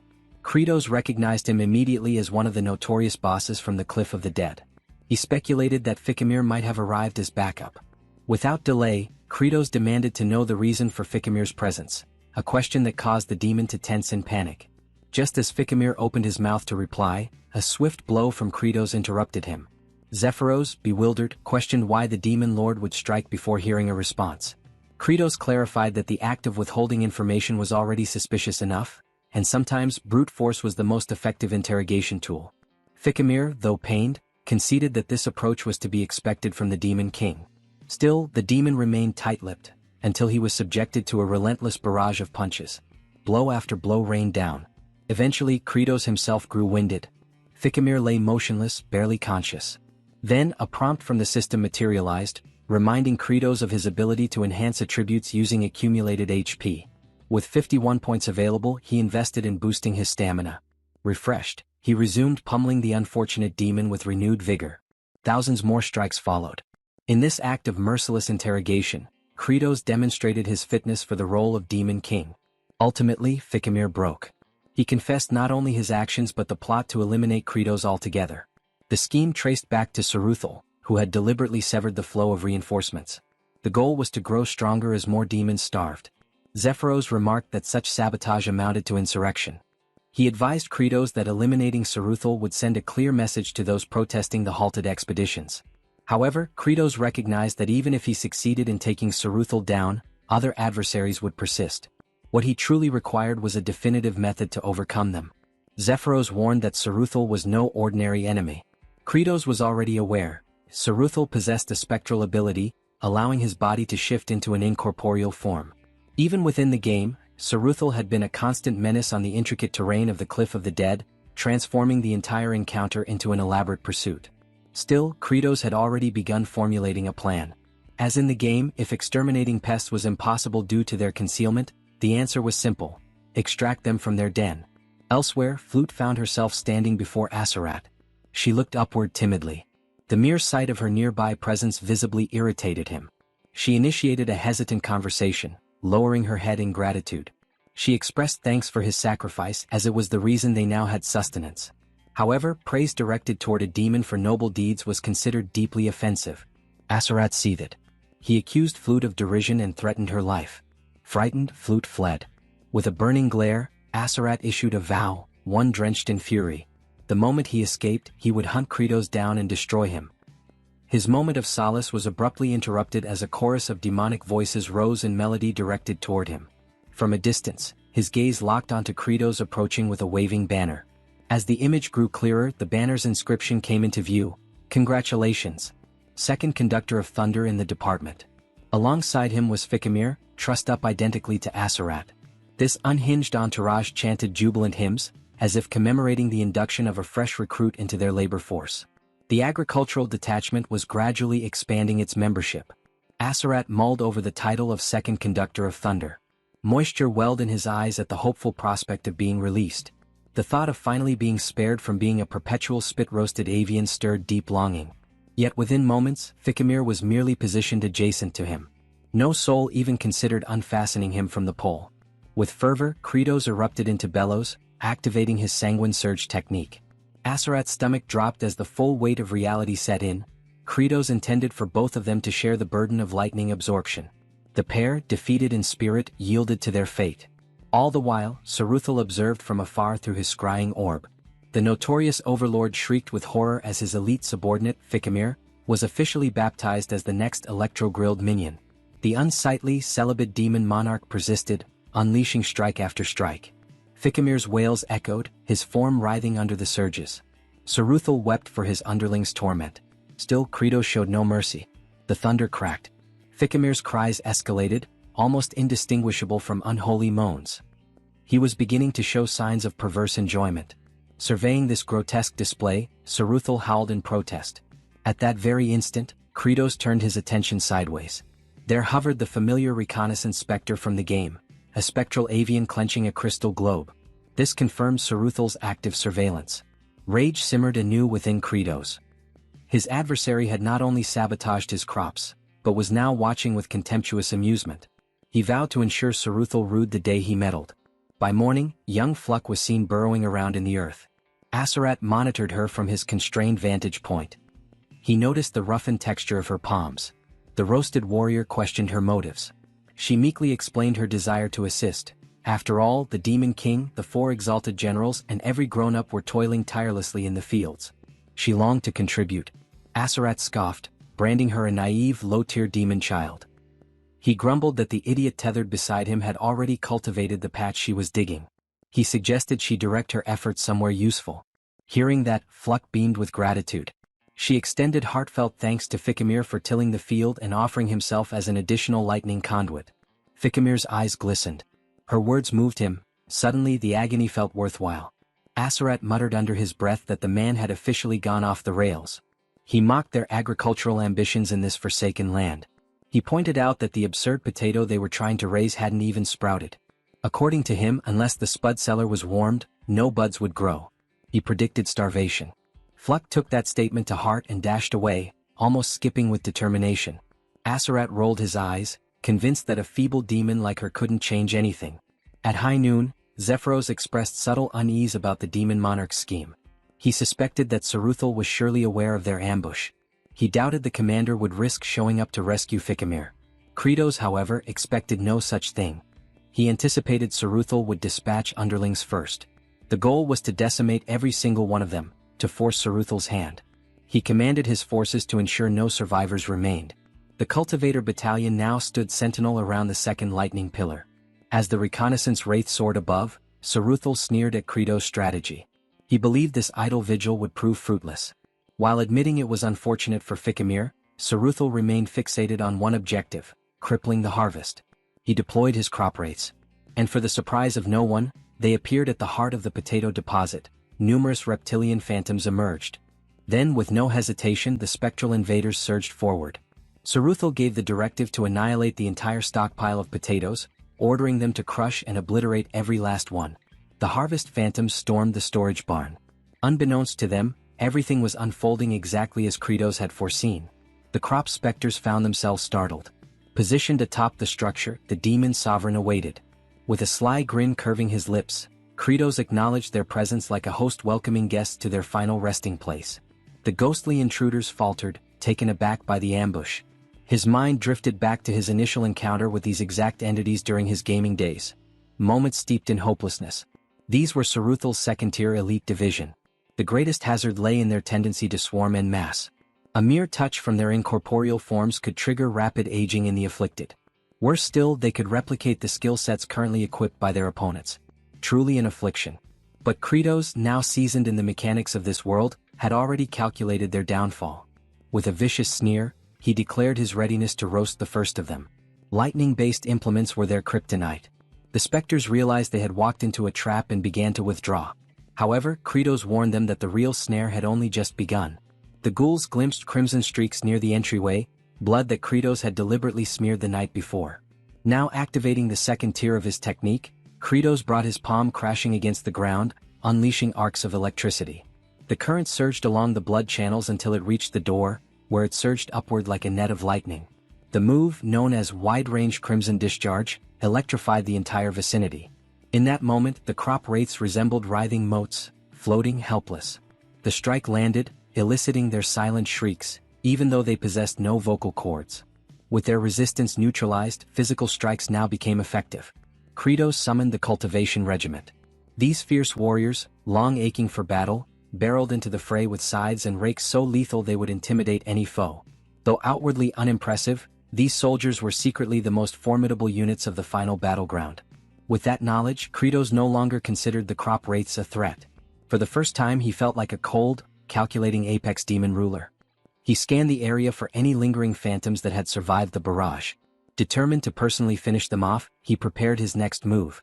But a piercing cry shattered his focus. Fluck emerged from beneath the mountainous heap of potatoes. Her sudden appearance stunned Kratos. A spectral assailant locked onto her. Her father, locked in his own skirmish, was unable to reach her. Kratos, agitated by the chaotic unpredictability of it all, forced himself to prioritize. Eliminating as many fleeing phantoms as possible had to take precedence. Still, his eyes stayed fixed on Fluck. He knew the range of his crimson discharge wouldn't reach her position. In a desperate act, he hurled a potato toward the ghost. Of course he knew it was futile, but instinct took over. The vegetable bounced off the specter's head, which then caught it mid-air. To his astonishment, the tuber began to pulsate like a capturing sphere. A pink vortex enveloped it, and the creature's essence was absorbed into it. Then, poof, a faint sound echoed. The soul emerged from the potato and ricocheted toward the stockpile. Distracted, the remaining crop wraiths retreated unnoticed. Kratos blinked in disbelief at what had just occurred. The potato had sprouted. Suddenly, understanding dawned. These apparitions accelerated aging. They had inadvertently jump-started the dormant biological rhythm of the potatoes. Without pause, Kratos clasped Fluck in his arms. His gaze softened slightly as he offered her an expression of approval. Her body trembled. Turning to his militia, he summoned their attention. The time for drawing Saruthal out had ended. From now on they would take the initiative. An offensive approach would serve them better. Elsewhere, someone's eyes fluttered open. Confusion clouded their vision. The location was none other than Lightning Pole number 1. It was Aserat. His mind muddled, he pondered his own identity and purpose. The warm sunlight bathed his face, and he felt a fleeting moment of gratitude. Then his stomach let out a deep growl. He came to understand that, despite his condition, a deep yearning for existence still burned within him. His focus shifted when he heard his name being called. It was Fluck. She expressed her gratitude, explaining that thanks to his tip regarding potato sprouting, everything had turned out well. She had even received a generous supply of chunyo as a result. She went on, mentioning how Kratos had assembled a considerable force of agrarian warriors. Yet, by this point, Aserat was no longer registering her words. His entire attention had zeroed in on the food she carried. The moment he laid eyes on the edible chunyo in Fluck's possession, his mind unraveled. Overwhelmed by hunger, he fixated on the meal. Aware of his craving, Fluck attempted to feed him by tossing a piece his way. Unfortunately, the morsel struck him square in the eye. Letting out a sharp groan, he threatened the child in irritation. Apologizing, she tried again. This time, she launched 3 pieces simultaneously, hoping at least one would land correctly. One chunk successfully entered his mouth, while the other 2 landed on his eyes once more. Despite the pain, tears welled up in his eyes, not from sorrow but from the sheer flavor. As he chewed, the delight overwhelmed him. At that moment, a notification arrived for Kratos. A member of his demon legion had experienced joy. 1 happy point was added. His cumulative total now stood at 302. This puzzled Kratos slightly. With the latest batch of recruits who had eaten chunyo, the total should have been 300 demons and Fluck. He couldn't quite figure out the identity of the extra source of happiness, but ultimately dismissed the thought. More points only meant more power, and he intended to conserve them for the upcoming raid on Saruthal. Rousing his troops, he ordered the cultivation warriors to press forward. With fervent energy, he rallied them in the name of a prosperous yield. Hours passed until they reached the threshold of Sarathal's stronghold. Saruthal, foreseeing the assault, instructed his minions to sever the rope bridge. As the bridge collapsed, the phantoms mocked the approaching demons, ridiculing them with jeers. Their amusement didn't last long. Without hesitation, Kratos lunged across the chasm. Panic swept through the wraiths, until they realized he had miscalculated. He was plummeting. The phantoms erupted with laughter, calling him brainless for attempting such a reckless leap. Then the laughter died. They spotted fragments of his form embedded into the cliff face, once again with his posterior exposed. The ultimate glitch maneuver had been activated. The spirits flushed, blushing in discomfort. Slowly, Kratos began his ascent. turning once, turning again, revealing his backside with each twist. His expression remained grim and menacing. With a few more contortions, the demon lord reached the top. The specters, thoroughly unsettled, groaned in disgust. Kratos then gestured toward Zephyros, signaling the next phase of the operation. Zephyros gave a subtle nod in return. Kratos bolted inside. As per his calculated tactics, the food wraiths were expected to fear the potatoes. But by charging in unarmed and alone, he increased the odds they would fall for the trap. As predicted, Sarathol dispatched his food wraiths, believing the Demon King lacked the cursed tubers. Any contact with him would be their triumph. The spectral attackers surged forward.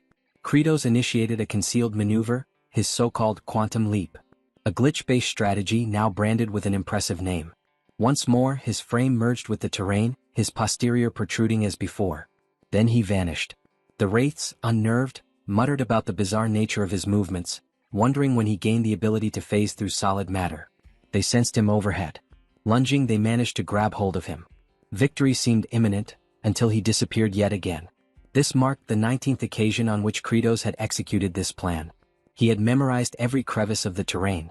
Having visualized the entire battlefield by combining all areas of enemy spawn from the game, he stood dead center, surrounded entirely by the food wraiths. Drawing in a breath, Kratos steadied himself. The phantoms believed he must be fatigued, even as the sovereign of demons.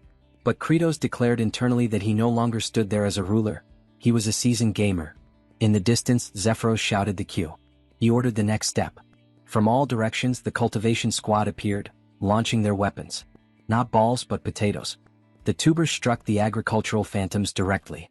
Simultaneously, Kratos instructed them to commence cultivation efforts. A few more seconds passed, just enough to fully appreciate the grandeur of the moment. Initially, Zephyros harbored some uncertainty regarding the strategy, yet soon came to grasp that the demon sovereign had once again devised a flawless approach. Earlier, Kratos had informed him that while he lured the crop wraiths into a single confined location, Zephyros was to direct the cultivation sentries along a mapped-out route. Zephyros reviewed the diagram of a forsaken, ancient watercourse. Nothing but a cul-de-sac, or so it appeared. Kratos insisted otherwise. He declared that something was indeed hidden there, a covert passage, one he had personally uncovered. Following his escape from the nightmarish cliff of the deceased, just before entering the ultimate zone, he had explored thoroughly and noticed something unusual. Despite the area appearing empty, the craftsmanship of the environment seemed deliberate. Then he observed an odd section on the stone wall. After slashing it with a blade, the wall shifted open. That's how the areas had been linked. The hidden corridor bridged the battlefield where the initial confrontation with Saruthal had occurred and the cavern deep beyond. At first, he hadn't been able to access it until he cleared the surroundings. Only then could he claim the elixir of metamorphosis. If such an artifact existed in the real realm, he was advised to retrieve it. The elixir was a distillation of numerous fallen fleshly souls. It could only be ingested once, with its exact effects unknown. Back in the present, the field hands rejoiced as they gathered the sprouted spuds. The sight of it implied they were ready to sow them. Flute's father thought tenderly of her and of how they might finally enjoy full meals. But witnessing all of this, Kratos' features darkened. A memory surfaced. He once starved so severely that a kindly elder woman offered him food. She had even promised a hearty supper if he could just hold out a little longer. The next thing he remembered, an ambulance was parked nearby. That thought soured his expression. With that grim recollection fresh, he declared a statement that caused the workers to cheer. Anyone who interfered with their long-awaited nourishment would be utterly annihilated. Just then someone called out to the overlord. It was Baal, announcing his readiness to assist against Saruthal. Kratos, however, ordered Baal to focus on carrying the provisions. Combat belonged to the head of the chain. Meanwhile, Saruthal invoked the great spirit of glacial heart. He beseeched it to ensnare more souls with its frozen wrath and grant him a surge of reinforcements and might. Out of nowhere, Kratos landed a forceful kick square into his back, sending him to the ground. Saruthal lay stunned, face against the dirt, shocked by the Demon King's sudden arrival. Kratos coldly responded that it was no longer his concern. Pest extermination was now underway. As Saruthal remained crouched, Kratos loomed above. The former rebuked Kratos, branding him foolish to believe he could triumph single-handedly. Saruthal's form began to morph. He disclosed his genuine prowess. Despite the dramatic transformation, Kratos showed no reaction. His expression was blank, almost disinterested, for he had witnessed this countless times, 19 to be exact. In past playthroughs, while chasing the ever-fleeing Saruthal across the hazardous cliffs, aged Kimchi's player frequently ran into his minions. By the end, nearly every creature inhabiting those bluffs had been eradicated. Eventually, Saruthal retreated into the chamber containing the Heart of Ice Spirit. A fearsome relic, allegedly forged from the death of an ancient drake, it unleashed a chilling energy that ensnared wandering phantoms in the land of the living. Saruthal made attempts to summon additional allies using the relic's force, but the paladin always arrived in time for the final confrontation. There, Saruthal activated his most formidable power. He conjured a whirling gale, signifying his acceptance of Credo's formidable nature. Gradually, the vortex assumed shape, an exact replication of Credo's himself. Saruthal was convinced this was the key to victory. Credos knew all too well what was happening. Saruthal's signature ability allowed him to flawlessly duplicate his adversary's attributes and embody them. That was the climax of the encounter. At that moment, Saruthal possessed identical statistics to Credo's own character, which were maximized to their limits. With staggering offensive capacity and a near-untouchable evasion trait, even a single misstep meant instantaneous defeat. Nonetheless, the attributes that Saruthal replicated were from the current demon monarch Credos, whose prowess was no longer as formidable. Saruthal lunged forward. Simultaneously, Credos received a prompt to utilize his HP to acquire various attribute enhancements. He had the option to allocate 10% more to his existing stamina, which stood at 30%, as well as his psychological fortitude, bodily power, nimbleness, and arcane energy, each resting at 20%.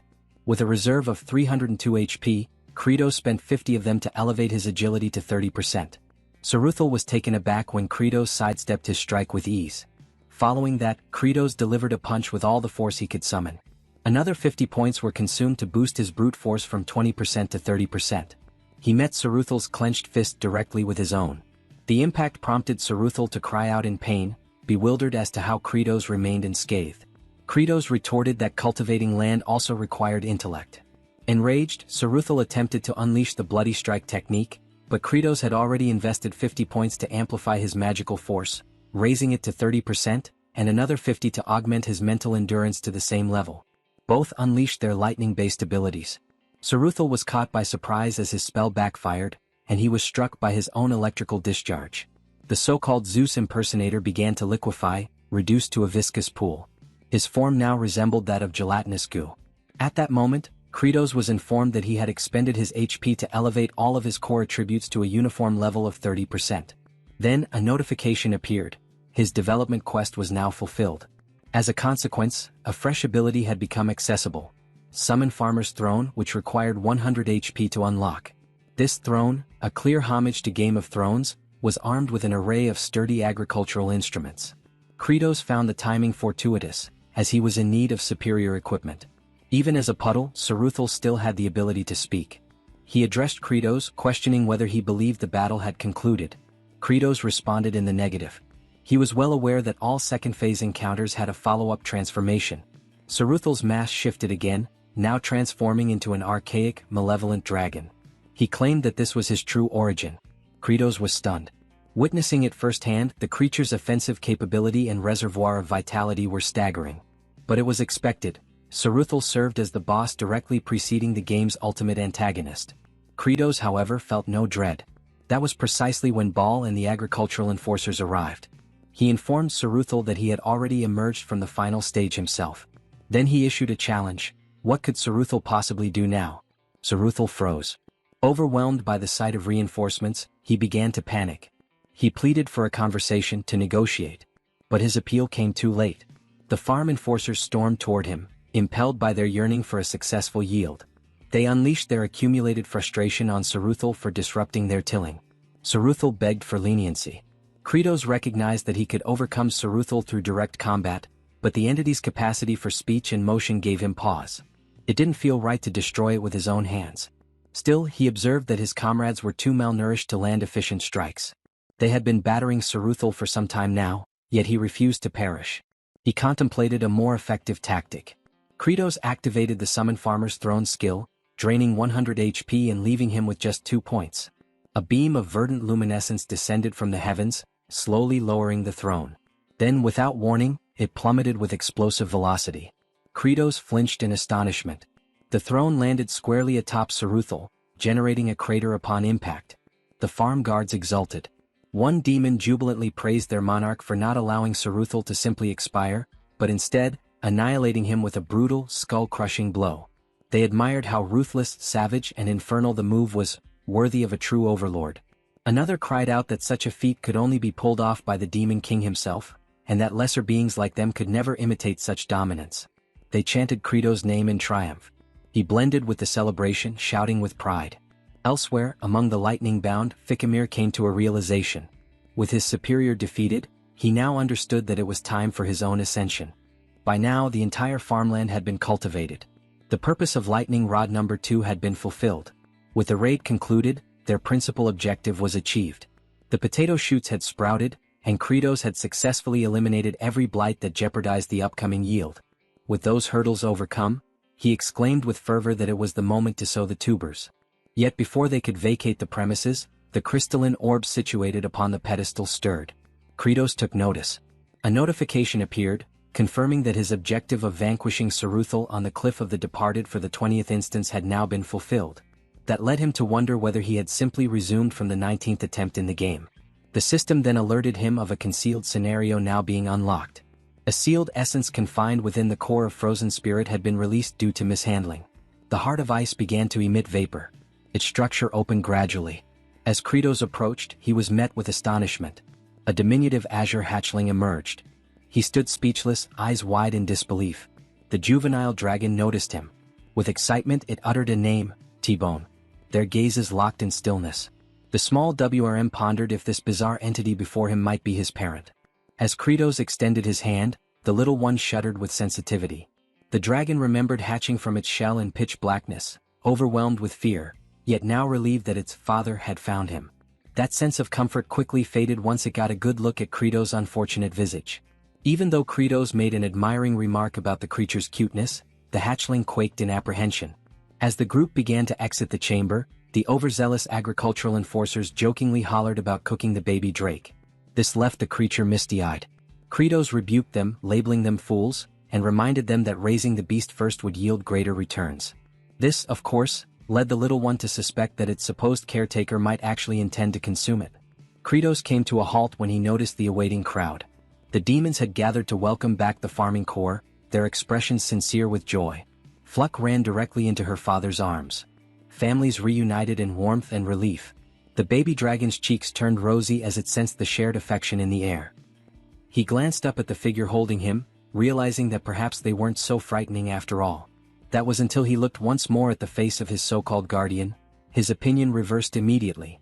No, they were absolutely terrifying. As twilight descended, the hatchling trembled in a shadowy corner. He cautiously peeked out, only to catch sight of the demon sovereign's ominous expression again. It made the little dragon assume they were merely biding their time until he matured enough to be eaten. Meanwhile, the overlord himself was absorbed in thought, primarily concerning how to nourish the young drake. He had heard somewhere that juvenile dragons fed on polished minerals, yet there wasn't a single gemstone in sight. Only piles of corroded scrap littered the storage. Zephyros soon arrived to give his report. As anticipated, significant setbacks had arisen during the construction of embankments. To cultivate vegetation properly, earthen ridges were necessary, raised mounds lining the fields. Ideally, such structures required untainted soil, but their terrain was littered with fragments of stone. Despite their efforts, each attempt by the farm guards to dig deeper resulted in the emergence of more debris. The baby dragon misinterpreted the situation, thinking he was already being forced into labor like the others, though in reality, Credos merely held him. The demon lord reflected that their terrain more closely resembled a coal excavation site than a field. At the current pace, merely removing the stones would take an eternity. Worse yet, relying so heavily on the workforce daily would rapidly deplete the store of chunios intended for incentives. Even the prospect of receiving backup from other high-ranking demons wouldn't solve the dilemma. A sinister expression again crept across Credos' face. He daydreamed about being the protagonist in a fantasy serial, one with the ability to summon a magical companion. He imagined some sort of burrowing beast like a wombat, capable of clearing the stones effortlessly. The hatchling in his grasp visibly shook once more, unnerved by the increasingly dreadful countenance his parent was making. Credos observed Fluke as she diligently dug into the terrain. Her expression was firm with resolve. He continued watching her and came to the realization that it was time to stop complaining and instead devise a solution. While he was immersed in his own reflections, A sudden cry pierced the air, razor squall. Kratos turned pale. A colossal whirlwind was barreling toward them, gaining speed rapidly. It slipped his mind completely. He had known that this expansive barren land occasionally produced vents that released slicing gales at random intervals, and getting caught in one would result in being torn to shreds in moments. He shouted for everyone to seek shelter behind the stone formations. They scrambled toward anything that could provide shadow and dropped low to the ground. Kratos also bolted for cover, but even though the slicing wind was still a distance away, the sheer force of the air pressure was staggering. What he had experienced during gameplay didn't even come close. This was a calamity of nature, the greatest peril to cultivation efforts. But amidst the chaos, he spotted Fluke dashing toward the incoming vortex. Kratos' eyes widened. She wasn't fleeing, she was heading to Azurat. Her father took off after her. Irritation surged in Kratos at the reckless girl. Without hesitation, he handed the hatchling to his own father, instructing him to protect the young Drake, warning that anyone who pursued him would face consequences. Bale cried out in protest, warning Kratos that the area was too treacherous, that death was likely. Kratos was fully aware of the risk. But he couldn't bear the thought of losing either his vital lightning conductor or an essential laborer. Cultivation wasn't some peaceful, leisurely endeavor involving leisurely fruit picking. Fluke, struggling, attempted to move the pole, but her efforts were fruitless. Azurat shouted for her to abandon the attempt and escape. In Kratos' mind, he likened both agriculture and survival to waging war. He yelled at the child to step aside, then drove his foot into the stake, shattering it. Azurat let out a piercing scream as he toppled, smacking the ground face first. The demon sovereign's cheek was sliced open. Fluke, though lacerated across her body, continued attempting to untie the restraints. Azurat insisted the knot was one of the binding types, so tight not even one of the 4 heavenly generals could release it. He was adamant she wouldn't succeed and told her again to retreat. Fluke gasped in shock as she was abruptly lifted. Kratos had hoisted both her and the stake. The young WRM could sense the sheer exertion of strength. It knew its guardian was no paragon of durability. Blood poured from Kratos' wounds as he let out a roar and sprinted with all the energy he could muster. The tiny Drake, understanding the toll on his caretaker's body, gazed in astonishment at how far the Demon King was willing to go for others. The bladed wind storm drew near. Kratos ran, leaking crimson from his injuries as the storm approached with unrelenting speed. Eventually his body gave in. He collapsed, clutching Fluke tightly in his arms. The pole slipped from his grasp as he hit the dirt. The baby dragon flapped toward his guardian. He now perceived him as a benevolent being. The hatchling inched closer, then inhaled deeply and cried out the name T-Bone at the top of his lungs, unleashing a torrent of glacial wind. It clashed directly with the approaching razor storm. Kratos sensed the violent wind current diminish.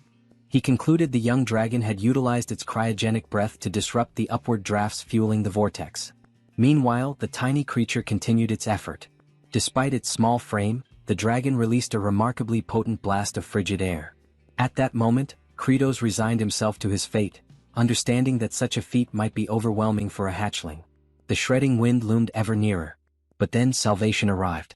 3 demons raced to their aid. Fluke's father lifted Kratos, Zephyros swept up Fluke, and Baal carried Azurat. Alongside the infant dragon, they fled from the deadly storm, exerting every ounce of speed and strength they possessed. Later on, Kratos was resting on his bed. 2 commanders approached him, both wearing sinister expressions. Hartok remarked that at last the demon overlord had drifted off, and that he would finally sever his head. Sergi concurred and mentioned that once they dealt with the remaining 2 fools, one of them would rise as the new demon monarch. They both pledged to remain partners until that moment. They pushed open the door and stepped into the chamber, immediately advancing toward the bed, ready to unleash their assaults. However, they froze midway, noticing something odd as the demon overlord had his eyes wide open with a chilling stare. They stood frozen, feeling as if they had been anticipated, yet chose to push forward since it might be their only shot. Just then, Bahal and Azurat entered the chamber, questioning what the 2 thought they were attempting. The towering figure warned that the demon overlord was resting peacefully and that they shouldn't interrupt him. He also added about the expression Kratos made while dozing off, creepy enough to deserve the title of demon overlord even in slumber. With that, he stressed that if they dared disturb their master's rest, they would deeply regret it. The one wearing the monocle admitted he understood the muscle-bound brute's point, but questioned whether Azurat was in the same boat, considering siding with a demon overlord obsessed with agriculture. Azurat answered that he wasn't particularly thrilled about it, but owed his life to Kratos, and thus was merely repaying that debt. Hartok then asked if he hadn't realized yet that this entire potato farming scheme was only causing chaos, certain that beyond failing, it would drive them all into famine. So he wished to know if that didn't bother him. Without delay, Azurat responded that things were simply like that, and recalled young Flute toiling so earnestly despite her age. For that reason he stated if they wished to survive, they had to be willing to risk their lives. Even though he preferred risking it in combat as that was simply his nature. The one with the monocle firmly declared they would regret that decision, then exited the room with Sergi. At that instant, the commanders heard a noise from the chamber and saw that the demon overlord had awakened. Kratos, bewildered, called out Azurat's name, and the general questioned whether he might have overheard their entire discussion, though he quickly clarified he wasn't supporting him or anything similar. He insisted that he was merely repaying what he owed or something along those lines. Nonetheless, Kratos, with a menacing glare, demanded to know what on earth the lightning rod was doing walking around. Azurat, puzzled, had no time to react before receiving a bloody strike so intense it was visible from outside the fortress. They left the room, with Bahal carrying the battered Azurat on his back. And the demon overlord stated that they couldn't waste any more time and urged to gather everyone to resume clearing the lands. The general then mentioned that in truth, the stones had already vanished and that Zephyros had taken care of it. He appeared puzzled upon hearing that, until he noticed his subordinate giving orders to the farming squads. Observing this, he moved closer and questioned the patrol about what had been done with all the stones. Zephyros gestured toward a certain direction, stating he was with a particular creature. From a distance, Kratos glanced over and asked if it was T-Bone. The young dragon carried as many stones as possible in his mouth and flew back repeatedly to fetch more. He figured he couldn't shield his father from the slicing wind since he was still too small. But he was determined to eat plenty so he could grow swiftly.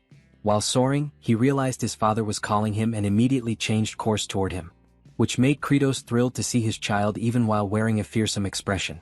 He contemplated that the slicing winds didn't occur frequently, and that if his baby dragon kept watching the sky and released the icy breath at just the right moment, they might manage to block the hurricane, but he considered there was no alternative, since avoiding this would lead to an even bigger problem.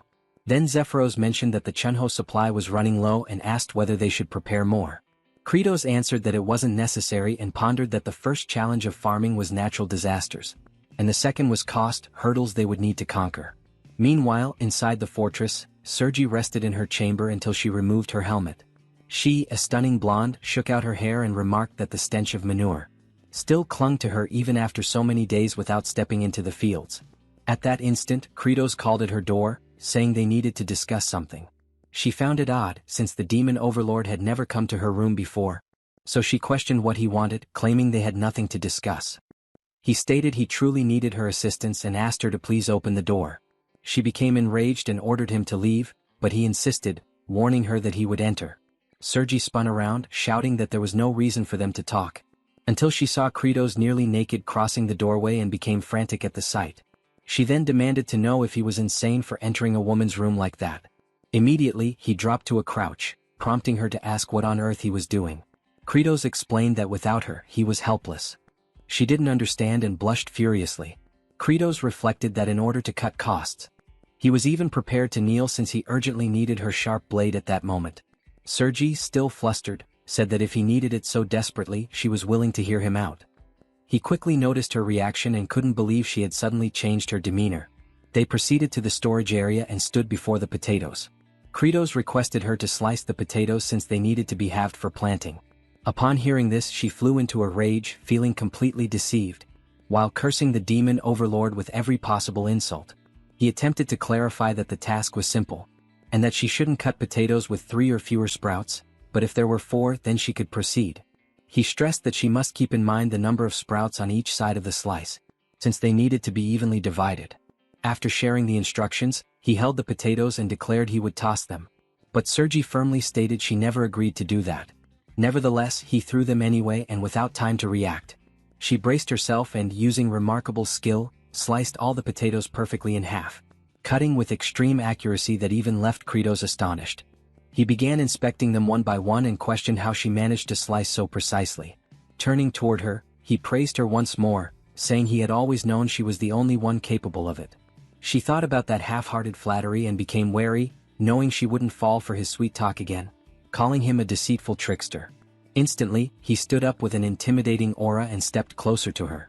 Then he grabbed a cloth and wiped his blade until it gleamed. The general felt flustered and asked what he was doing. He answered that potato juice had splashed on it and it needed to be cleaned. She, burning with embarrassment, wondered if he had lost his mind, unable to comprehend why he was acting this way. Besides that look in his eyes, sincere, warm and intense.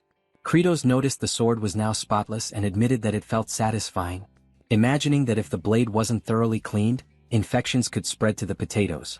So it had to be washed meticulously. He approached her again and with a captivating gaze, asked her to please lend a hand, insisting she was the only one who could accomplish it.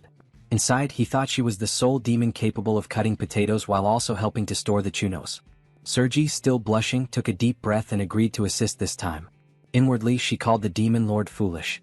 He rejoiced at her response and said he would fetch hot water and towels so they could spend the entire night cutting together. She simply couldn't understand why the demon lord was so thrilled, once again calling him silly. After that, they continued slicing all the potatoes, while Hartok watched from afar, seeing the two working in total harmony as they cut. He fumed at the sight, thinking Sergi had also become one of the pitiful fools, volunteering to serve the demon lord simply because she received a few compliments. Meanwhile, beneath the scorching sun, Azurat was still tied to the cross, contemplating what it meant to truly live and wondering what purpose a lightning rod had to keep existing since such a harsh life seemed worthless. Then Flute approached and mentioned that the elders had saved Chunos for him, and asked if he wanted to play the game of tossing them. He called her a brat and asked if she truly believed that a great general like him would ever play a game with a low-ranking demon, warning that he would devour her alive if she dared come closer. Regardless, she tosses the food but it lands directly in his mouth. This infuriates him so much that he demands to know if she doesn't understand how to throw correctly, ordering her to do it properly. From a distance, the one with the monocle observes and concludes that Azurat has already lost his sanity, thinking he has taken so many blows that he can't think clearly anymore. Then he spins around after hearing someone yelling. It was Kratos announcing that they would finally begin planting the potatoes in the fields. Hartok watches the scene and decides that he never expected anything from him anyway. At that exact moment, the farming squad begins expressing gratitude to Sergi for slicing all the potatoes for them. She, slightly embarrassed, responds that she didn't cut them for their sake. The monocle wearer notices her reaction and questions what kind of expression that is, since it doesn't resemble the face of a great demon general. He also notices the lower-ranking demons weeping over the potato seeds, and questions whether they aren't ashamed of themselves. He concludes they are all fools and internally declares that the greatest mind among the demons will rise to take the demon lord's throne. Meanwhile, Kratos instructs them to keep planting since soon the sprouts will emerge and break through the ground. He further warns that when that happens they should start removing the extra sprouts. Bahal claims he's very skilled at cutting, but the demon lord orders him to stay quiet, and explains that each seed piece can produce 3 to 6 sprouts. Following this explanation, he poses the question of what is preferable, more or fewer sprouts. The demons answer that more would be better, but Kratos corrects them, stating that fewer is actually ideal. They appear bewildered and question why fewer is better, convinced the demon lord must be mistaken. Hartok, witnessing the conversation, becomes frustrated and calls everyone utter fools. Then he urges them to think for a moment because if there are too many sprouts, they will compete with each other for nutrients. In other words, the potato itself will end up with fewer nutrients. Kratos overhears from afar and admits his surprise, asking how Hartok knows that, and whether he has cultivated before. Hartok replies by questioning if they truly need to be taught something so fundamental, explaining that the sprouts and the potato share the same nutrients, which should be obvious. Kratos then asks how many sprouts would be ideal, and Hartok responds that 2 would be the obvious answer. But after thinking further, he concludes that practically speaking, they could assume 1 sprout is best. However, if that single sprout damages the potato's root, it might die.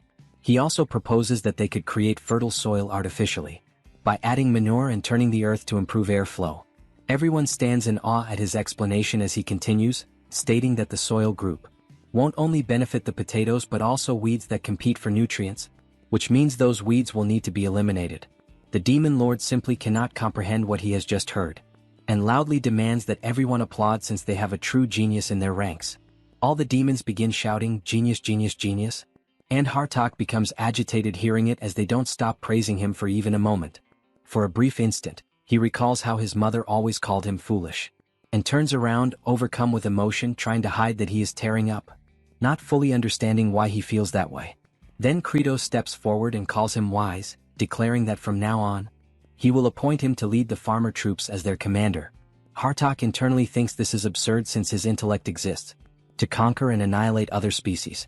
However, Kratos yells, asking what everyone is standing around for, insisting they show respect to the supreme elite of the demon kind. All at once, they begin shouting that the general is the elite among elites, and Hartok, seething inside, considers everyone beneath him, but with authority, he orders them to follow him from this moment onward, imagining he will command only briefly since those in front of him continue celebrating endlessly about the new leadership.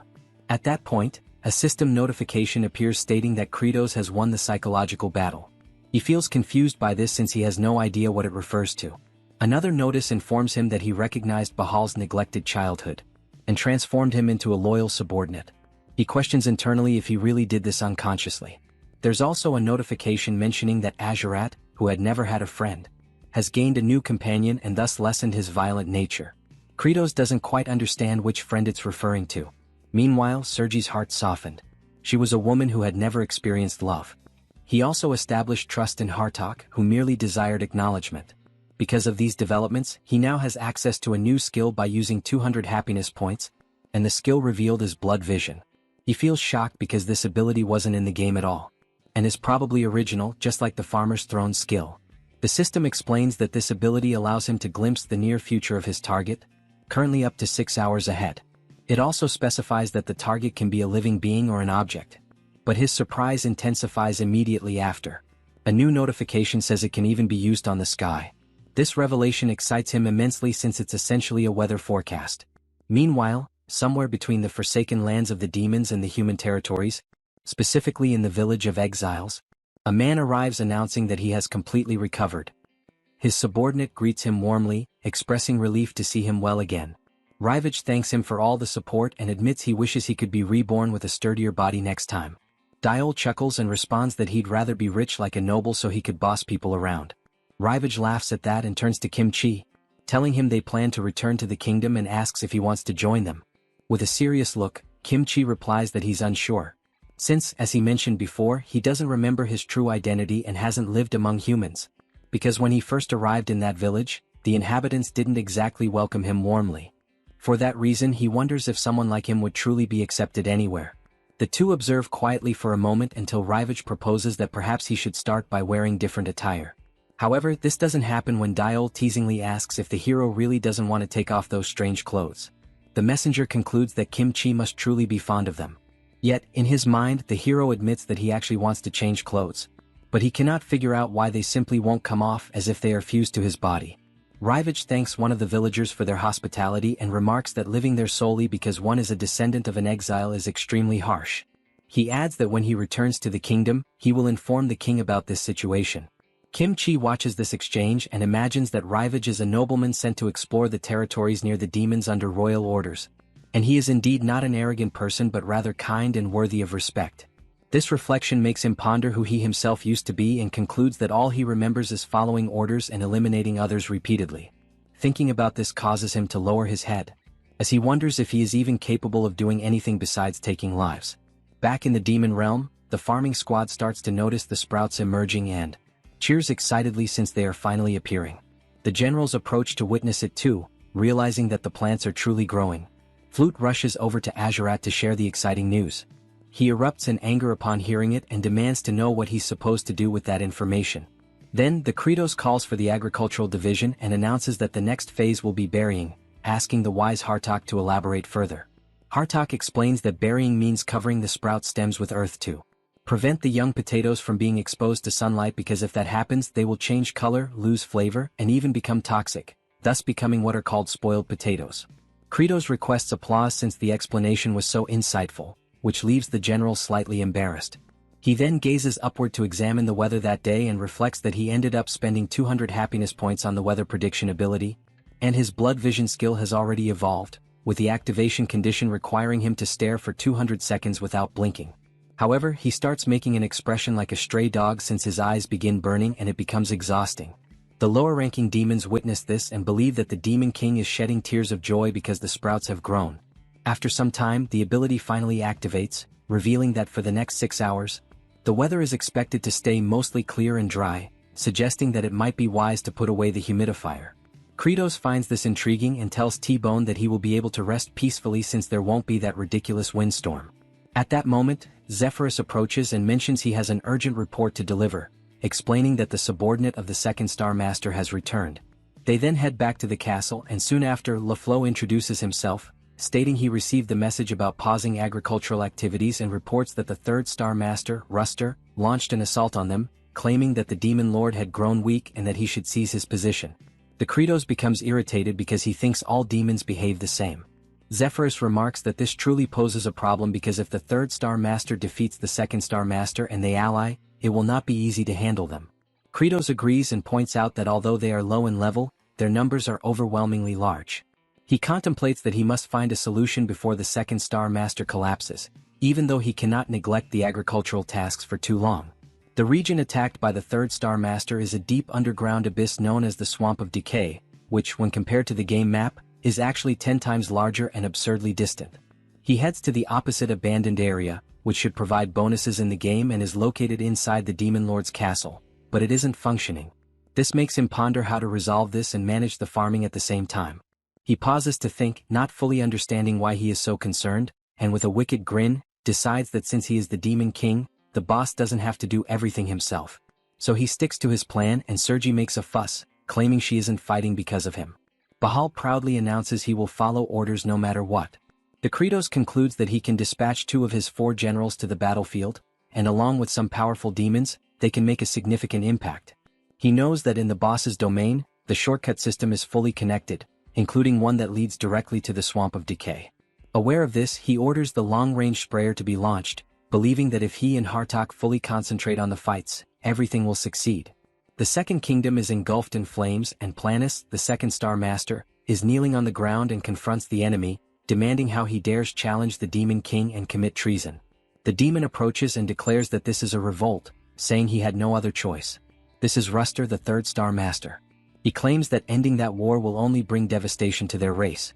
Planus becomes even more infuriated and argues that the Demon King promised to provide fertile lands, so they no longer need to battle humans for sustenance. Ruster responds that this is not the issue, and with his weapon lifted, he states that fighting with bravery is the pride of their kind. Suddenly, a weapon flies toward them and strikes the Star Master's club directly, knocking it away. He turns to see what caused it and realizes it is 2 of the Celestial Generals.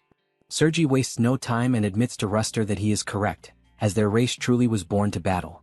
She says they adore fighting more than anything else but wonders how things ended up like this and why they even started enjoying it in the first place, but she finally understands after observing everything that happened lately. Flute runs with a bright smile on her face. She bursts through her house door, shouting and calling her father to hurry to the fields. Once they return to the field, they are amazed to see the beautiful crops that have grown. Witnessing this brings tears to the lower demons and even Azurat, who also weeps because of it. Hartok and Zephyros watch from afar, as does Kratos, standing proudly before his grand accomplishment. The little girl runs, calling for the Demon King, and Happy says that it is truly beautiful and that she has never seen anything like it before. Kratos simply remains quiet. Back with Sergi, she charges fiercely at the demonic master and attacks with her countless swords. The opponent, distracted, fails to notice the tyrant closing in and gets grabbed. She seizes the chance and unleashes an endless barrage of strikes while her target is restrained.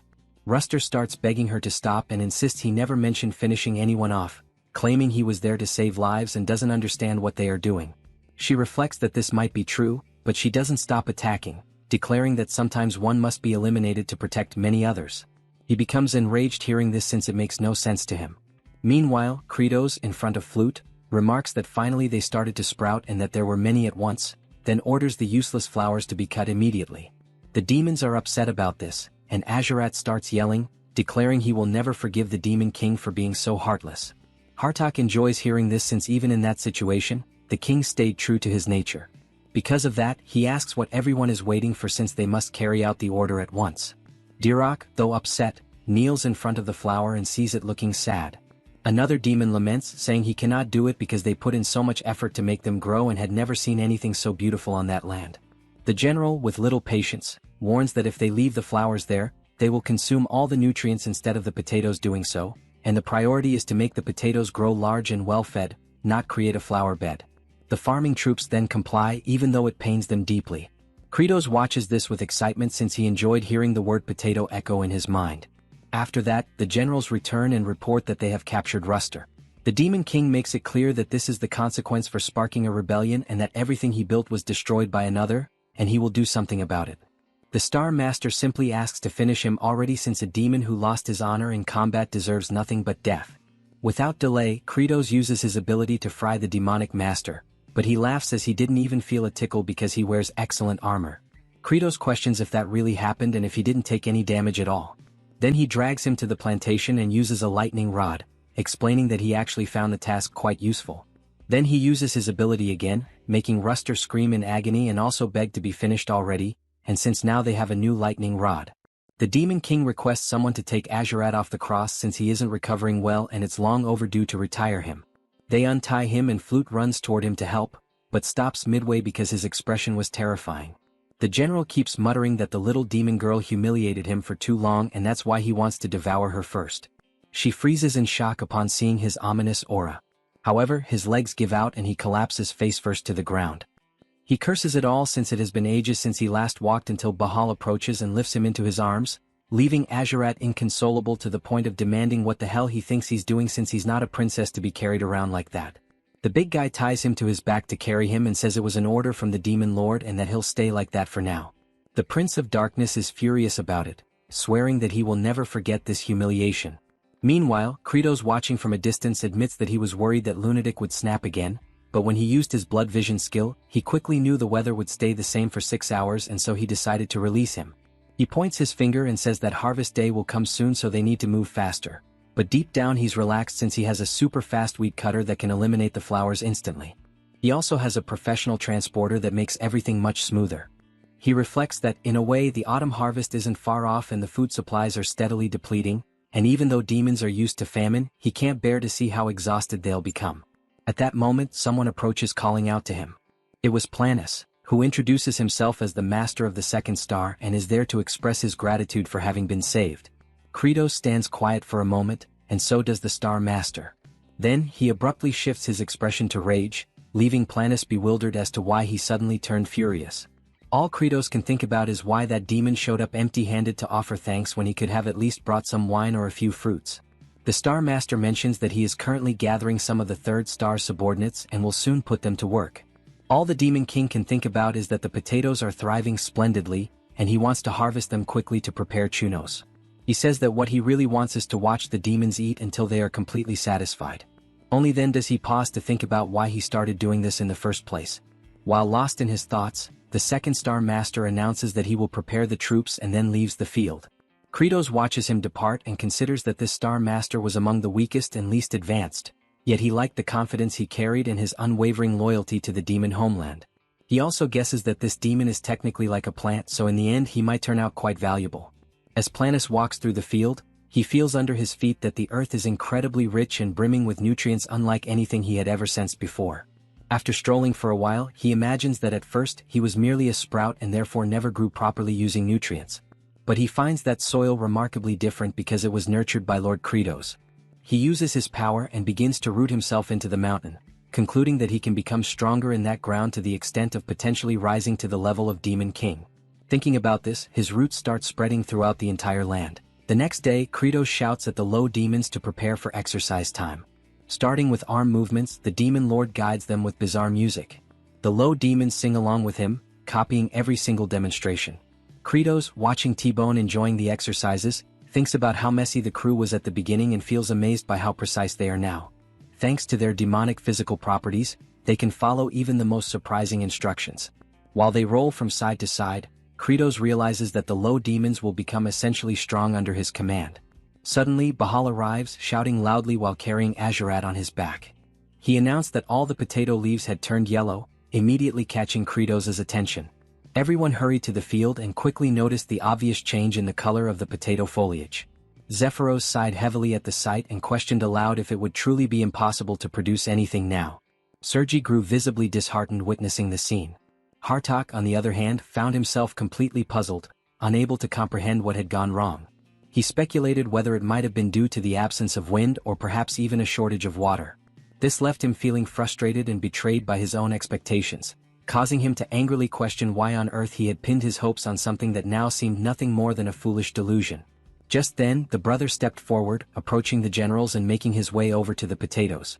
He knelt down, grabbed one sprout and carefully pulled out a potato. This action startled the monocled general, who immediately noticed that while the potatoes appeared slightly pale, they were still impressively large, even 2 or 3 times the size of the first potato they had planted. Kratos broke into a satisfied grin and pointed out that they were overlooking the real success. The potatoes had effectively done their job.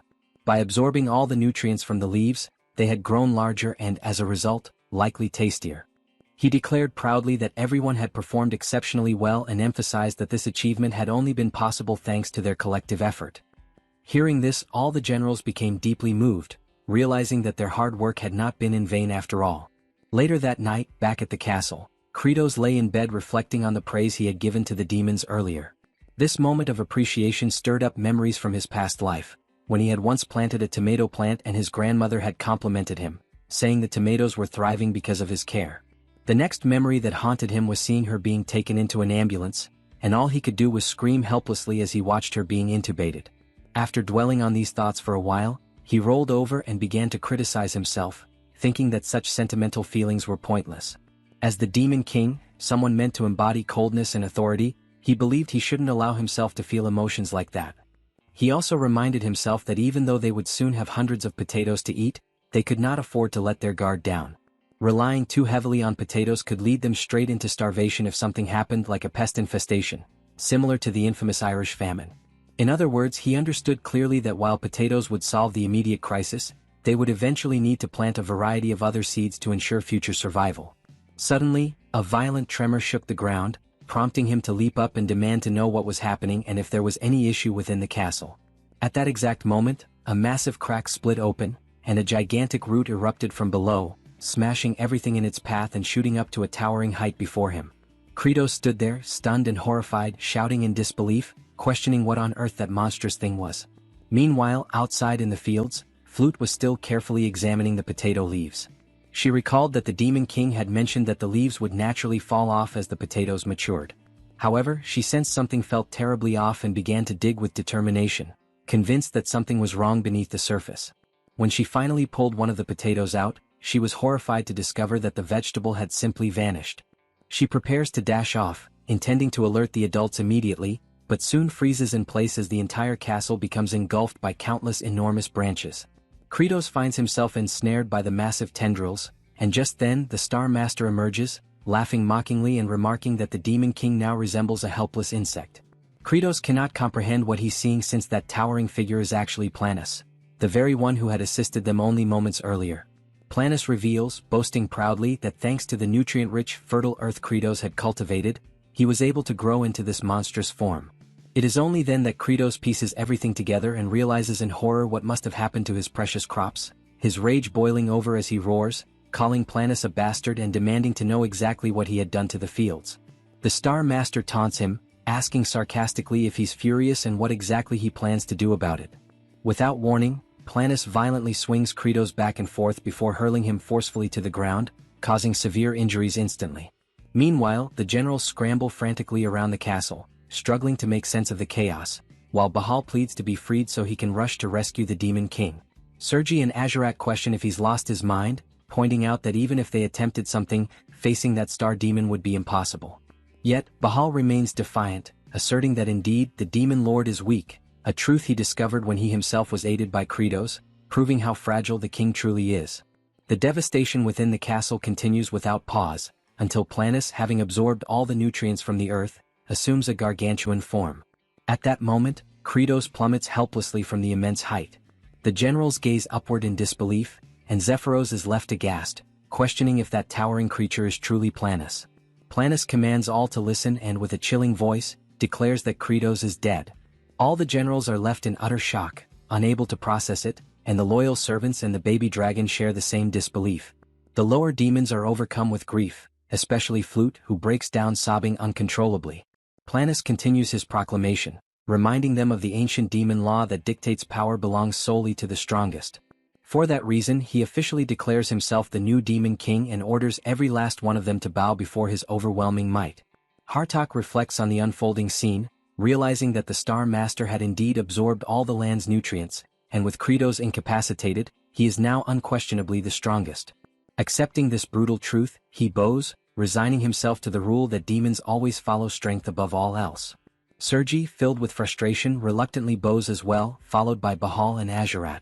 Zephyros remains in disbelief, paralyzed by the reality of the situation, while Azurat urges him impatiently, demanding that he show proper respect. Seeing no alternative, finally bows too, and in that moment, everyone submits to the colossal new king, while Zephyros can only cry, mourning the loss of his sovereign. Meanwhile, Kratos finds himself in a different realm, where he hears the voice of his mother from his childhood, calling to him and inviting him to play hide and seek. He senses something odd about that day and wonders aloud if this might be a dream. His mother instructs him to close his eyes tightly, promising to count to 10, and only after that should he begin searching for her. The young boy begins to count, and when he finally reaches 10, he calls out, asking desperately where she is, unable to locate her. In a rising panic, he starts to scream, pleading for his mother to come out, and wonders if counting to 10 again might somehow bring her back. Kratos observed that moment with his head lowered, as his childhood self could do nothing but cry out for his mother, sobbing and insisting that he had finished counting and for that reason, wanted her to appear. Suddenly, a system notification called out to Kratos, urging him to wake up. He eventually forced his eyes open, trying to comprehend what had happened and questioning whether the message had truly addressed him by name. Confused, he asked the notification where it was and if by any chance he had already died. The system instructed him to move, warning that if he did so, he might still survive. He wondered if he could use the glitch technique but quickly realized he couldn't, since there wasn't even enough space to shift his body. However, he noticed that at least one of his hands could still move, so he decided that even if it had to be slow, he would begin digging. Despite the agony, he kept pushing himself, determined not to give up. Meanwhile, outside, Planus called for the scribe to come forward. Zephyros approached and introduced himself formally as the recording secretary. The Star Master then commanded him to record everything accurately, declaring that this was their first grand step and announcing that they would soon begin the invasion of human territories, making it clear that they intended to dominate all humans and raise them like livestock to be consumed. Hartok lamented the situation, remarking that it seemed they had gone back to the beginning. Azurat thought it was actually good news, as at least he would get to fight and slaughter as many as he pleased. Sergi reflected that this was the life demons had always led anyway, and if it meant satisfying his hunger, then so be it. Bahal, on the other hand, didn't think about anything at all. At the same time, all the generals struggled to understand why this new situation left them feeling so uneasy. Meanwhile, Kratos kept trying to crawl out from beneath the debris but felt his breath slipping away as he struggled to breathe properly. Back outside, Planus ordered all the demons to seize their weapons, declaring that it was time to march forward. Zephyros had a thought and warned the new demon king that they couldn't go to war at that moment. Planus didn't appreciate hearing that, and his menacing look caused all the generals to tense up in fear. The secretary tried to clarify that the only food they currently had was a small supply of potatoes, which wouldn't even be enough to feed half the army. Planus dismissed the concern, saying they actually had more than enough food. Then, using his massive branches, he seized Flute, leaving her terrified. Her father began screaming desperately in horror. This immediately caught Azurat's attention. Planus displayed the frightened girl and announced that there were many weak, worthless demons there, ordering that they be used as sustenance. The girl screamed frantically, insisting that it wasn't like that anymore, and that nowadays they could survive without devouring each other. She shrieked louder and louder, reminding everyone that the king had promised them such a future. Planus watched her desperate cries and then dropped her from the towering height. Meanwhile, Kratos, still trapped under the rubble, realized that his heart was stopping. He concluded that if he died now, all the demons would starve. So, he forced his eyes open and activated the bloody strike technique on himself, electrocuting his own body. He decides he cannot allow everyone to starve again, so he resumes digging, screaming with all his might to draw out energy, and with that effort he manages to dig even if only little by little. Outside, Planus is watching as Azurat rescues the little girl, cradling her in his arms. The MC keeps struggling to climb, and whenever his heart threatens to stop, he uses his bloody impact technique to jolt himself awake, but he realizes he's far too exhausted. Then he starts to contemplate whether he still has a long way to go, or if at least he is heading in the right direction, questioning whether his efforts still hold any meaning. Thinking about this weighs him down even more. Outside, all the generals stare wide-eyed, watching Azurat holding the child. Flute is speechless after being saved, and the Star Master asks if he has completely lost his mind. The Blood Prince just keeps staring until he feels the tremor and realizes the massive demon is closing in. Panicked, he tries to cover up by claiming that the little girl is his snack since he had been eyeing her for a long time. However, Planus doesn't buy into this absurd excuse and strikes Azurat harshly with a branch, sending him flying past the generals and leaving him knocked out on the ground. Zephyros laments the scene since he's powerless to intervene. The Star Master once again demands that everyone get ready for battle. Zephyros musters courage and shouts that there's no valid reason to proceed like this. Immediately after saying that, one of the branches lunges at him, but the tyrant general moves swiftly with his axe and intercepts the strike, making Planus even more enraged. Bahal yells that the Demon King had left a mission for the secretary, questioning who will count the potatoes if he perishes. The Star Master retorts, asking if they are suggesting a rebellion. Hartok quickly denies it, saying such a thing would be unthinkable, but he stresses that they believe the former Demon King Kratos's plan to invest in farming was a much wiser directive. Sergi requests permission to speak and recalls that the previous Demon King showed them a path where no one needed to die, and because of that, she questions why they should go to war if another solution already exists. Planus loses patience at being defied and begins summoning countless roots while screaming that he is the strongest and therefore, everyone must submit to him. However, they refuse, declaring that true strength comes from what is just, and all the generals ready themselves for combat. The lower demons also shout that the Real King is only Kratos, warning Planus that he will pay for what he did to the fields. Instantly, the roots move toward the demons, but Hartok doesn't allow it, using his mist barrier to block the attacks and protect the farming troop. Bahal places Sergi on his hand and hurls her into the air, giving her the opportunity to slice through all the incoming branches. She then looks directly at the Star Master and yells that she will start by tearing out his eye first.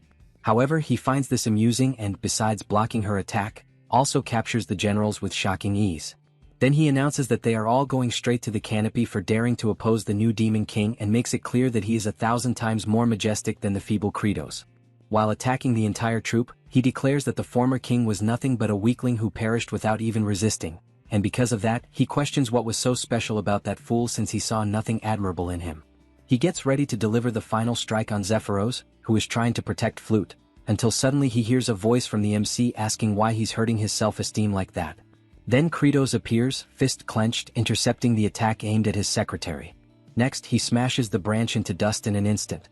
Planus is stunned to see him alive, unlike Flute, who immediately smiles upon seeing him. The system message appears, stating that Kratos has unlocked a new system and skill at the edge of death, and that concentrated nutrition has been activated. Zephyros and Flute stood frozen, wide-eyed, as Kratos emerged with sudden violence, his crushing blow stunning them both. His bruised and blood-stained knuckles tore deep into the terrain, a brutal signal of his relentless battle to claw his way back.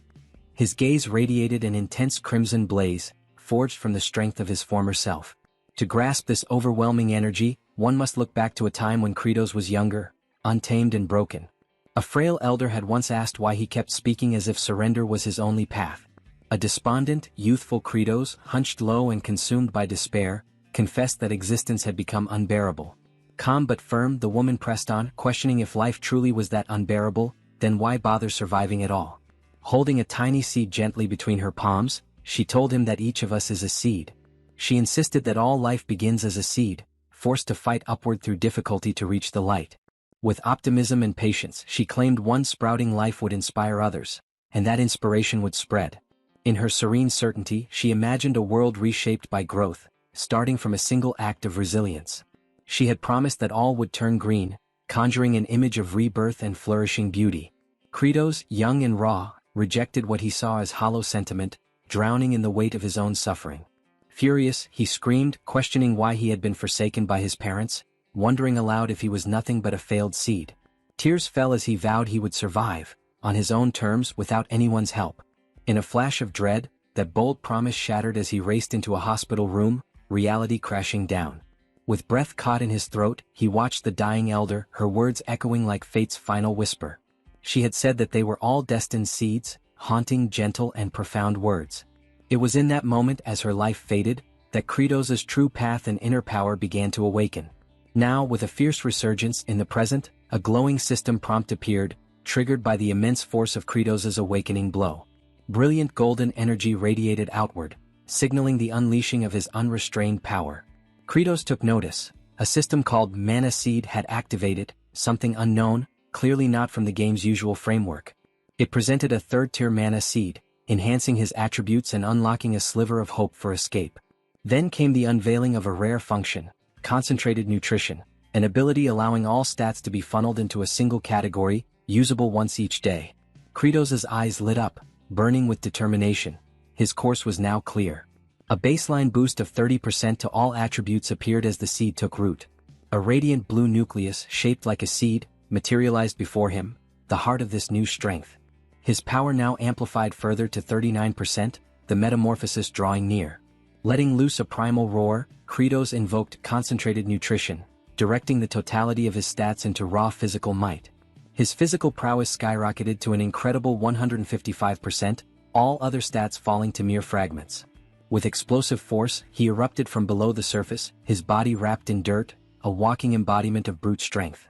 Planus recoiled, visibly staggered by the crushing weight behind Kratos' punch. The towering foe stumbled, disoriented by the sudden reversal of momentum. The earth itself groaned and cracked beneath Kratos' return, unable to withstand the magnitude of his reawakening.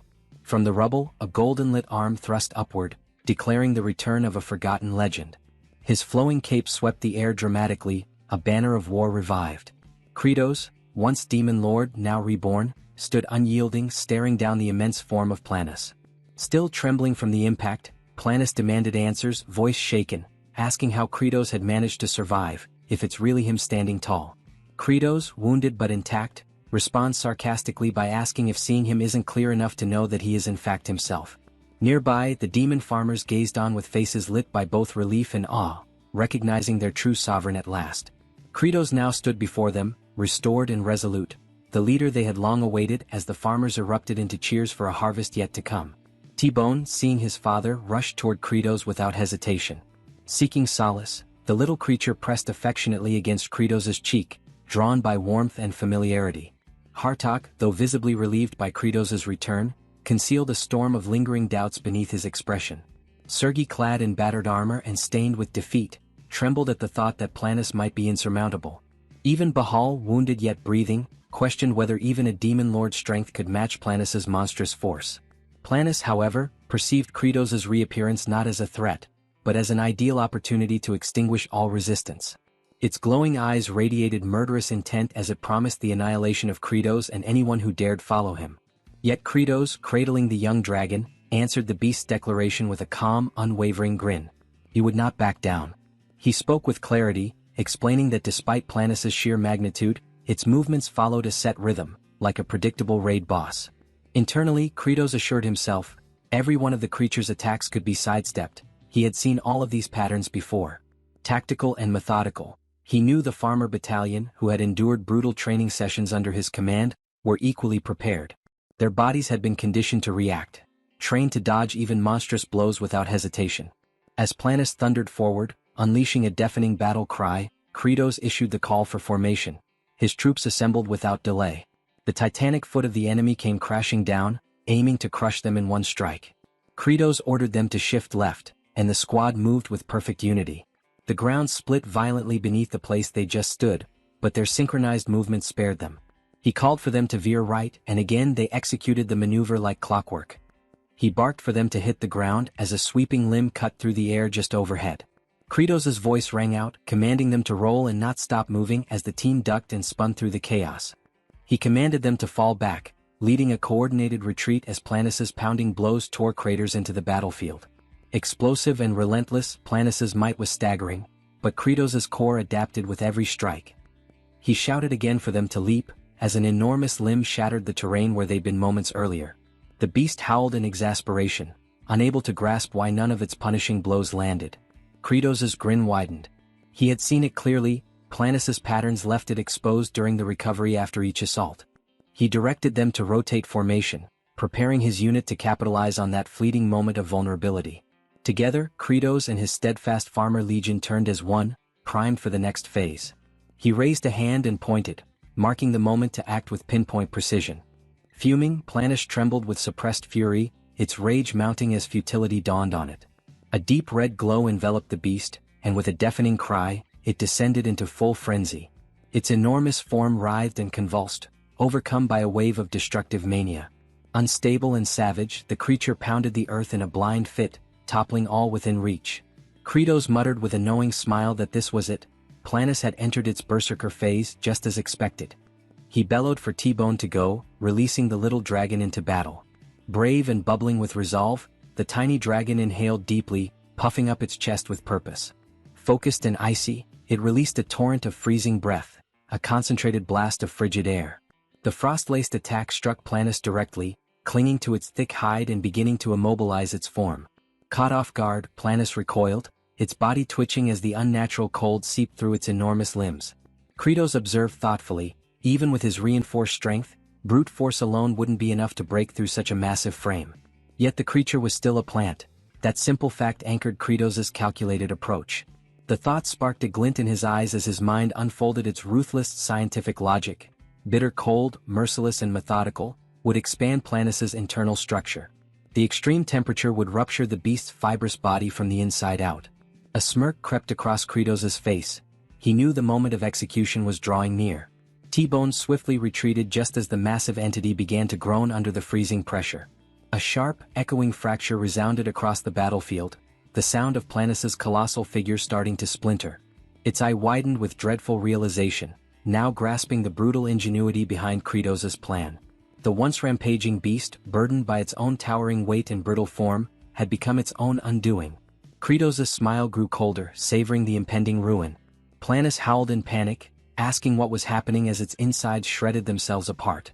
Surrounded by crumbling chaos, Kratos stood motionless, collected, victorious, as T-Bone fluttered back to him. The little dragon nuzzled against his arm, weary yet triumphant. Kratos gently praised him, acknowledging the effort. Cradling his companion, Kratos stepped forward, preparing to deliver the concluding blow. He crouched low, muscles coiling with power as he readied his final offensive. He growled that this would end now, hurling himself forward with blistering velocity toward the faltering titan. As he closed in, Kratos exposed another botanical vulnerability, one that plagued all tree-like foes. A hollowed, dark knot, the heart of weakness, yawned open across Planus's bark-like chest. That cavity, the very flaw in its otherwise impenetrable surface, marked the end. Summoning the full might of his enhanced power, Kratos reared back his fist. With a primal cry, he drove it into the knot, striking with terrifying force. The impact unleashed a chain reaction. The titanic frame of Planus convulsed and shattered. It broke, splintered, and groaned as its structure buckled from within. Each fragment of its wooden flesh fell like shards of a collapsing tower.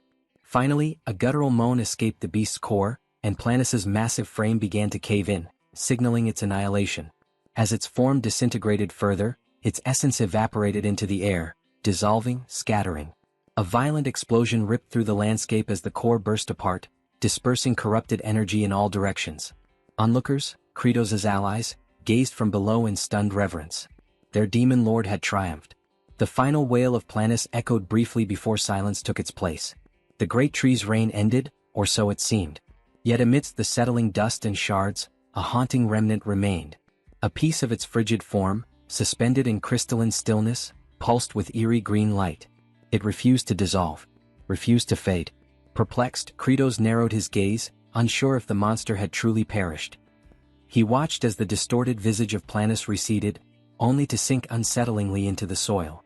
Its root-like appendages slowly disappeared beneath the surface, its presence lingering like a toxin. This wasn't how boss-level enemies were supposed to die. Suddenly, a chilling certainty gripped him. From the tainted ground below, Planus began to reform.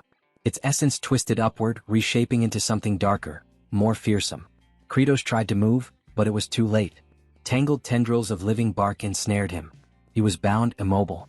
Towering above him stood a newly reborn monstrosity, a twisted, humanoid tree abomination. Across the battlefield, the farmer corps stared in horror, their morale cracking as the nightmare renewed. Planus, now reawakened and grotesque, announced the truth behind its rebirth. It had not fallen, it had fed. Consuming the battlefield's nutrients, it had returned stronger. A cursed seed, that's what it called itself. A cursed seed, nurtured in poisoned earth. And now, bearing the legacy of corrupted might, it declared its new purpose, to drench the world in venomous death. With a menacing promise, the reawakened plant monstrosity lunged forward, intent on annihilating Kratos. Bahal interceded, swinging a massive axe in defiance. Ancient, thudding, his strike landed with a solid crash against the beast's hide. But the blow had no effect. The grotesque creature remained untouched. Before the warrior could react, Planus retaliated with overwhelming force, sending him hurtling through the air like a broken doll. Sergi emerged, retaliating with a storm of razor-edged blades. Her flurry barely grazed the surface before Planis's unyielding form repelled her offensive. A counterstrike followed instantly, leaving Sergi wounded and crumpled beside Bahal. Witnessing his allies falter, Hartok surged forth, releasing a tremendous retaliatory strike. The blow connected, forcing the towering plant to stagger, pained and furious. Eyes burning with resolve, Azurat drew forth a lethal dagger, prepared for a precise, vital blow. His blade pierced Planis, acting with grim determination. Crying out for bountiful harvest, he prepared to finish the battle with a decisive slash. Though comrades had fallen in the clash, he understood the true menace still loomed. He was the last one facing the abomination alone. Besieged, surrounded by silence, with every companion subdued, he prepared himself for the climactic confrontation. And then, with a swift and stunning motion, Azurat severed the creature's head. Crumbling, eerie, the lifeless head tumbled as an ominous green glow radiated from the decapitated body. The colossus began to break apart, its hulking frame dissolving in slow, glowing disintegration. Sparkling motes scattered as the beast was reduced to dust. At last, every trace of Planis, even its twisted origin, had been obliterated, cleansed completely from the world. A peaceful, radiant shimmer lingered over the battlefield, casting ethereal light upon the victors. The farmer corps and surviving warriors stood still, bathing in the fading glow, their trials ended. Freed from the plant's corruption, the former demon lord spat curses upon Planis's demise. Hartok and comrades, though wounded and wearied, began to recover as the echoes of battle died. Meanwhile, Zephyros pledged to amend the betrayals that had transpired and claimed the victory of the demon lord's army. Hartok proudly proclaimed the triumph of the demon lord's ranks. Kratos watched the cheers, but concern took him. The cheers drowned the moment. The farmer corps roared with joy, hailing the victory and their fearless leader. Kratos stood at the center, basking in the adoration of his steadfast legion. Kratos screamed loud for them to stop, desperation climbing in his tone. His crimson gaze flickered, filled with unwavering intensity. Before him stretched a field of ruined, lifeless bodies, scorched remnants and shattered earth. He stared in silence, absorbing the devastation, the quiet cost of their conquest. Even a single fallen leaf bore witness to the catastrophe. He dropped to his knees, the weight of their loss crashing down. Their crops, their people, they would face famine again. Could he demand more suffering from them? No. He couldn't let that cycle repeat. His closest allies gathered around him, their silent presence echoing his sorrow. Then, sudden and radiant, a glowing sphere emerged above him. Mysterious and pulsing, it hovered precisely over a solitary, lifeless leaf. Slowly the orb descended, merging with the brittle husk. Hopeful, unexpected, a miracle revealed itself. And then the dead leaf shimmered. It pulsed once, vivid, alive, renewed by unseen power. Zephyros observed Kratos, whose drooped posture betrayed a storm of frustration, and an unexpected wave of empathy stirred within him, not only for the present moment but for a memory rooted deep in his past. That recollection carried him to a dank prison cell where frightened demons cowered in silence. Among them, one muttered cynically about the new demon lord, dismissing any significance it might bring. To him, their fate as livestock was unchangeable, mere fodder under any rule. Then came the sound of rusted hinges creaking open. A green-skinned demon stepped inside. Panic surged through the cell like wildfire. Most recoiled into corners, trembling. All except one. Young Zephyros remained seated, his expression void of emotion. The green intruder, puzzled by this apathy, approached. Without hesitation, it seized him by the collar like one might handle poultry. Still, the boy's demeanor remained unchanged. Just as the creature drew its blade, an explosion of motion ended its advance. Kratos had arrived, silent, lethal and filled with fury. In an instant the green demon's skull was pulverized, collapsing like overripe fruit under pressure. In the aftermath, Kratos questioned the boy's lack of fear. Zephyros responded with startling calmness. He confessed that fear had long left him, and perhaps death would be more merciful than an existence spent in dread. Their struggles felt meaningless, just cattle awaiting slaughter. There was no use in delaying the inevitable. That blunt honesty struck a chord within Kratos. With a rare smirk, he recognized something familiar in the boy's bleak clarity and extended an invitation. From that moment, Zephyros became the demon record keeper. That day Kratos made a vow to break the cycle of internal predation that plagued their kind. In the present, Zephyros now witnessed a once revered demon lord, one not defeated by force but by the weight of remorse. Rather than speak, he simply moved. Without a word, he grabbed a hoe and began tilling the earth. This subtle defiance caught Hartox's attention. He understood. Orders rang out. The field transformed into action. No war cries, no blades, just hands and tools. The demons, hardened from countless battles, responded to a different call now, one of soil, sweat, and solidarity. Their chants became rhythmic, echoing their new resolve. They sang of plowing through hardship, of oxen moving slow but steady, and of calloused hands pushing through resistance. Kratos, watching in silence, slowly grasped their intent. They had not been broken, they were ready. His eyes sparked with realization. Assignments were given with purpose. One unit would seek out every viable potato. Others prepared tools, sliced seed potatoes, aligned rows, raised soil beds. Zephyros would ensure the blades remained spotless. Hartox would take command of the front effort. Agerat was sent to gather all equipment. Kratos, filled with renewed conviction, raised a clenched fist. Their unified response echoed, a declaration of purpose, of harvest. Among them, Baal charged like a beast of burden, rope clenched between teeth, dragging a plow with raw, unfiltered strength. The image struck Kratos deeply. In that instant, the act of farming revealed itself not as mere cultivation, but war. Against drought, against blight, against failure. Elsewhere, Flute discovered a tiny sprout. Her expression radiated wonder, as if she had unearthed a priceless gem. Declaring it valuable, she lunged for it. But it wouldn't budge. Still tied to a post like a scarecrow, Raster mumbled suggestions half-heartedly. Just when she nearly gave up, another hand joined hers, Agerat's. Together they heaved. From the stubborn soil emerged an enormous root cluster, a potato so massive it could rival a final boss. In a cruel twist of irony, it landed squarely on Raster's face. Flute beamed with accomplishment, and Kratos turned at the commotion. His expression froze. What lay before him wasn't imagined, it was a real potato. Enormous, healthy, and alive. He was speechless. The soil, once barren, had come alive. The explanation came to him suddenly. After the defeat of Planus, faint sprouts had begun appearing. It all made sense. The walking colossus of a forest had redistributed nutrients into the land through its very collapse. Without hesitation, Kratos ordered a full excavation. The farmland burst into activity. Reports of colossal tubers echoed from all sides. A farmer lifted one that nearly needed transport clearance. It was undeniable. The soil was overflowing with bounty. Cries of discovery rang out.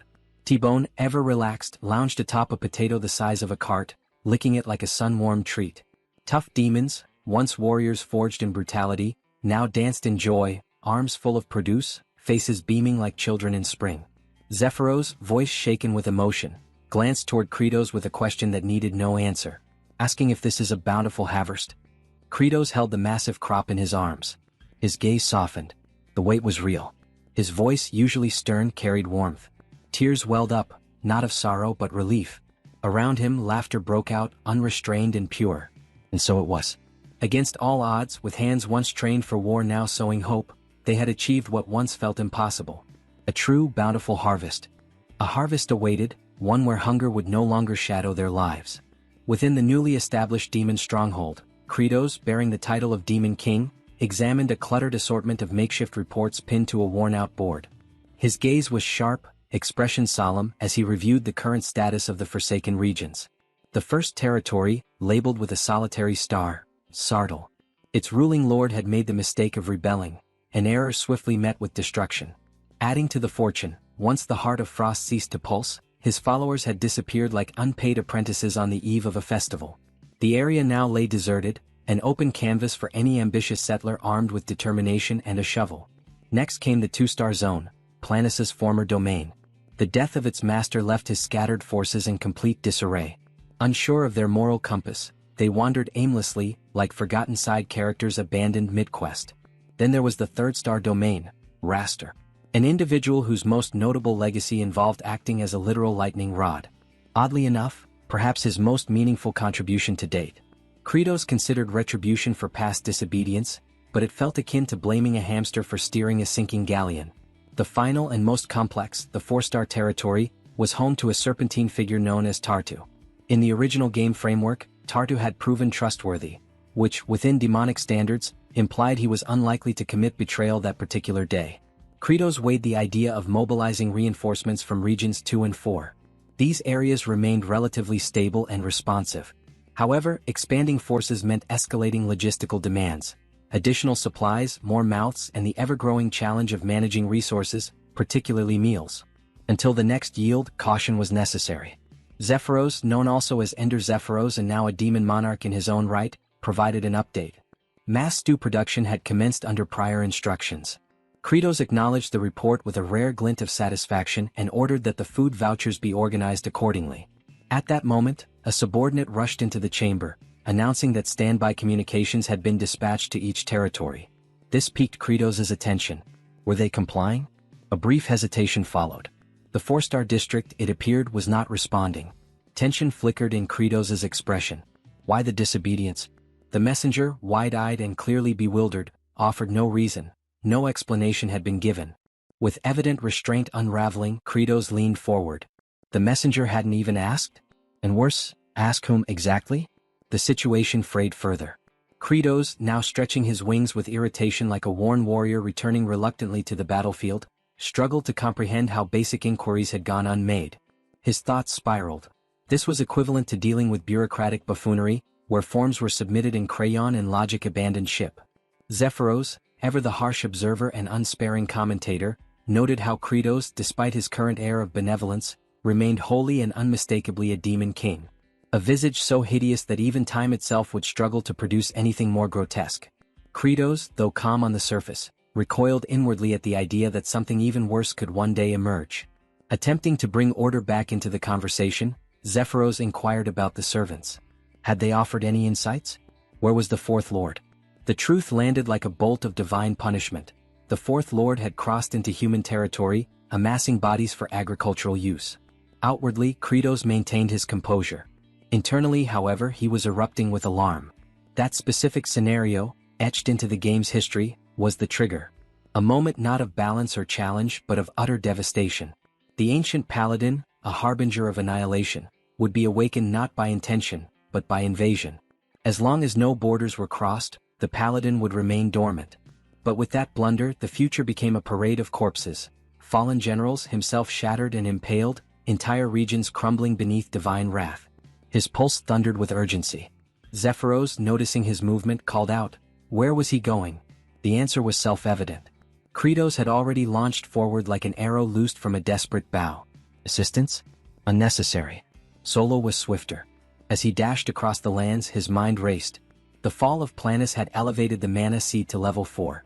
Attributes had shifted, agility now at an explosive 160%, while other stats such as stamina, mental resilience, strength, and arcane potency remained at modest 10s. He screamed inwardly, embracing every exploit he knew, shortcut pathways, unintended movement techniques, even bending terrain boundaries if needed. A mental map formed, with precise markers, demon-controlled wastelands bordering the Tower of Life, the sacred grave of the Elder Paladin. His destination clear. His panic justified. His mission urgent. He ran, not to conquer but to prevent annihilation.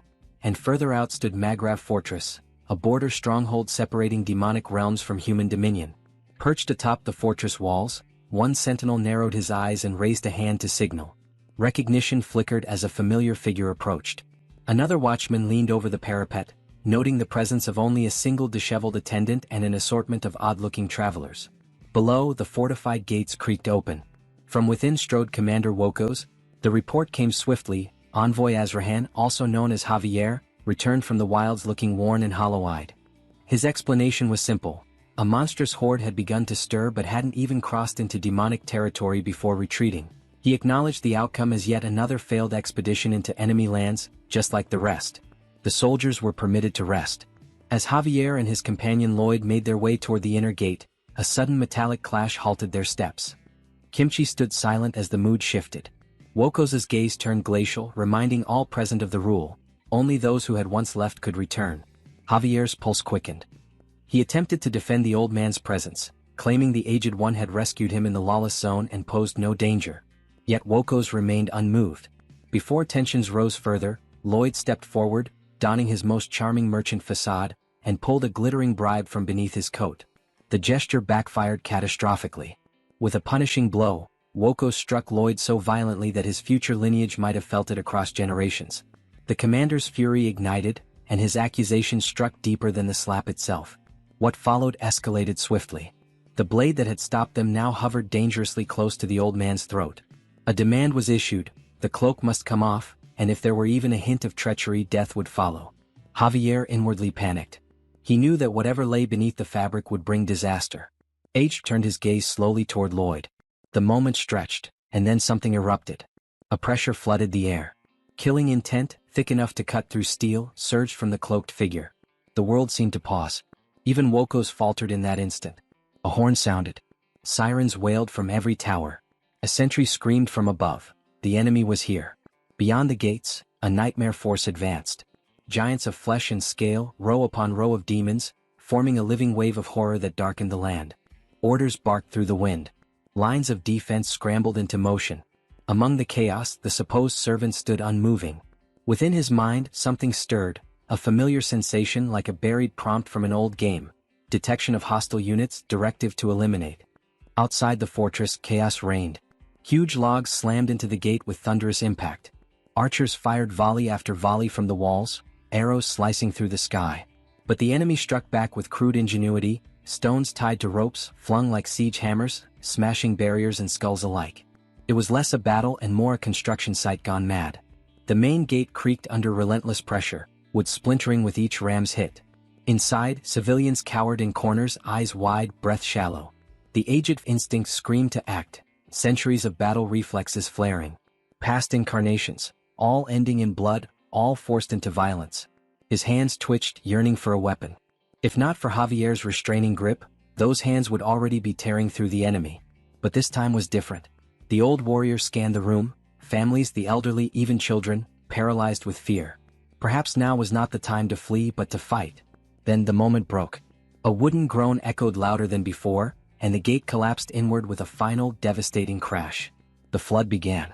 Demons surged through the opening, claws, teeth, war cries.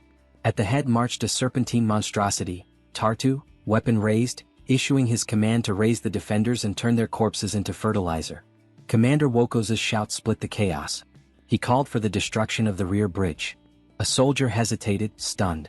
The commander's eyes burned with desperation. Death was inevitable, but the homeland had to be protected. No demon could be allowed to cross. The order flew, and in moments, the rear bridge detonated into a storm of debris and smoke. Any escape was now severed. Javier's complexion turned ashen, lips dry. He could hear the explosion ringing in his skull. The bridge was gone. Lloyd beside him turned a shade paler, nausea clinging to his features like sweat. The grim truth settled, there would be no escape. Among the defenders, one cried out in despair over dreams unfulfilled. Without warning, a cataclysmic blast ruptured the air. A segment of the outer wall shattered next, sending stone and dust cascading into the chaos. Tension turned instantly into bedlam. Shrieks filled the air, bodies scattered in all directions, many stumbling in blind panic. Amid the frenzy, a colossal demon surged from the ranks, its massive hand descending into the sea of people to snatch a young girl. Her shrill cry pierced the air, matched by the agonized scream of her mother. Instinct seized Javier. He sprinted forward, but was immediately halted by a firm grip from Lloyd.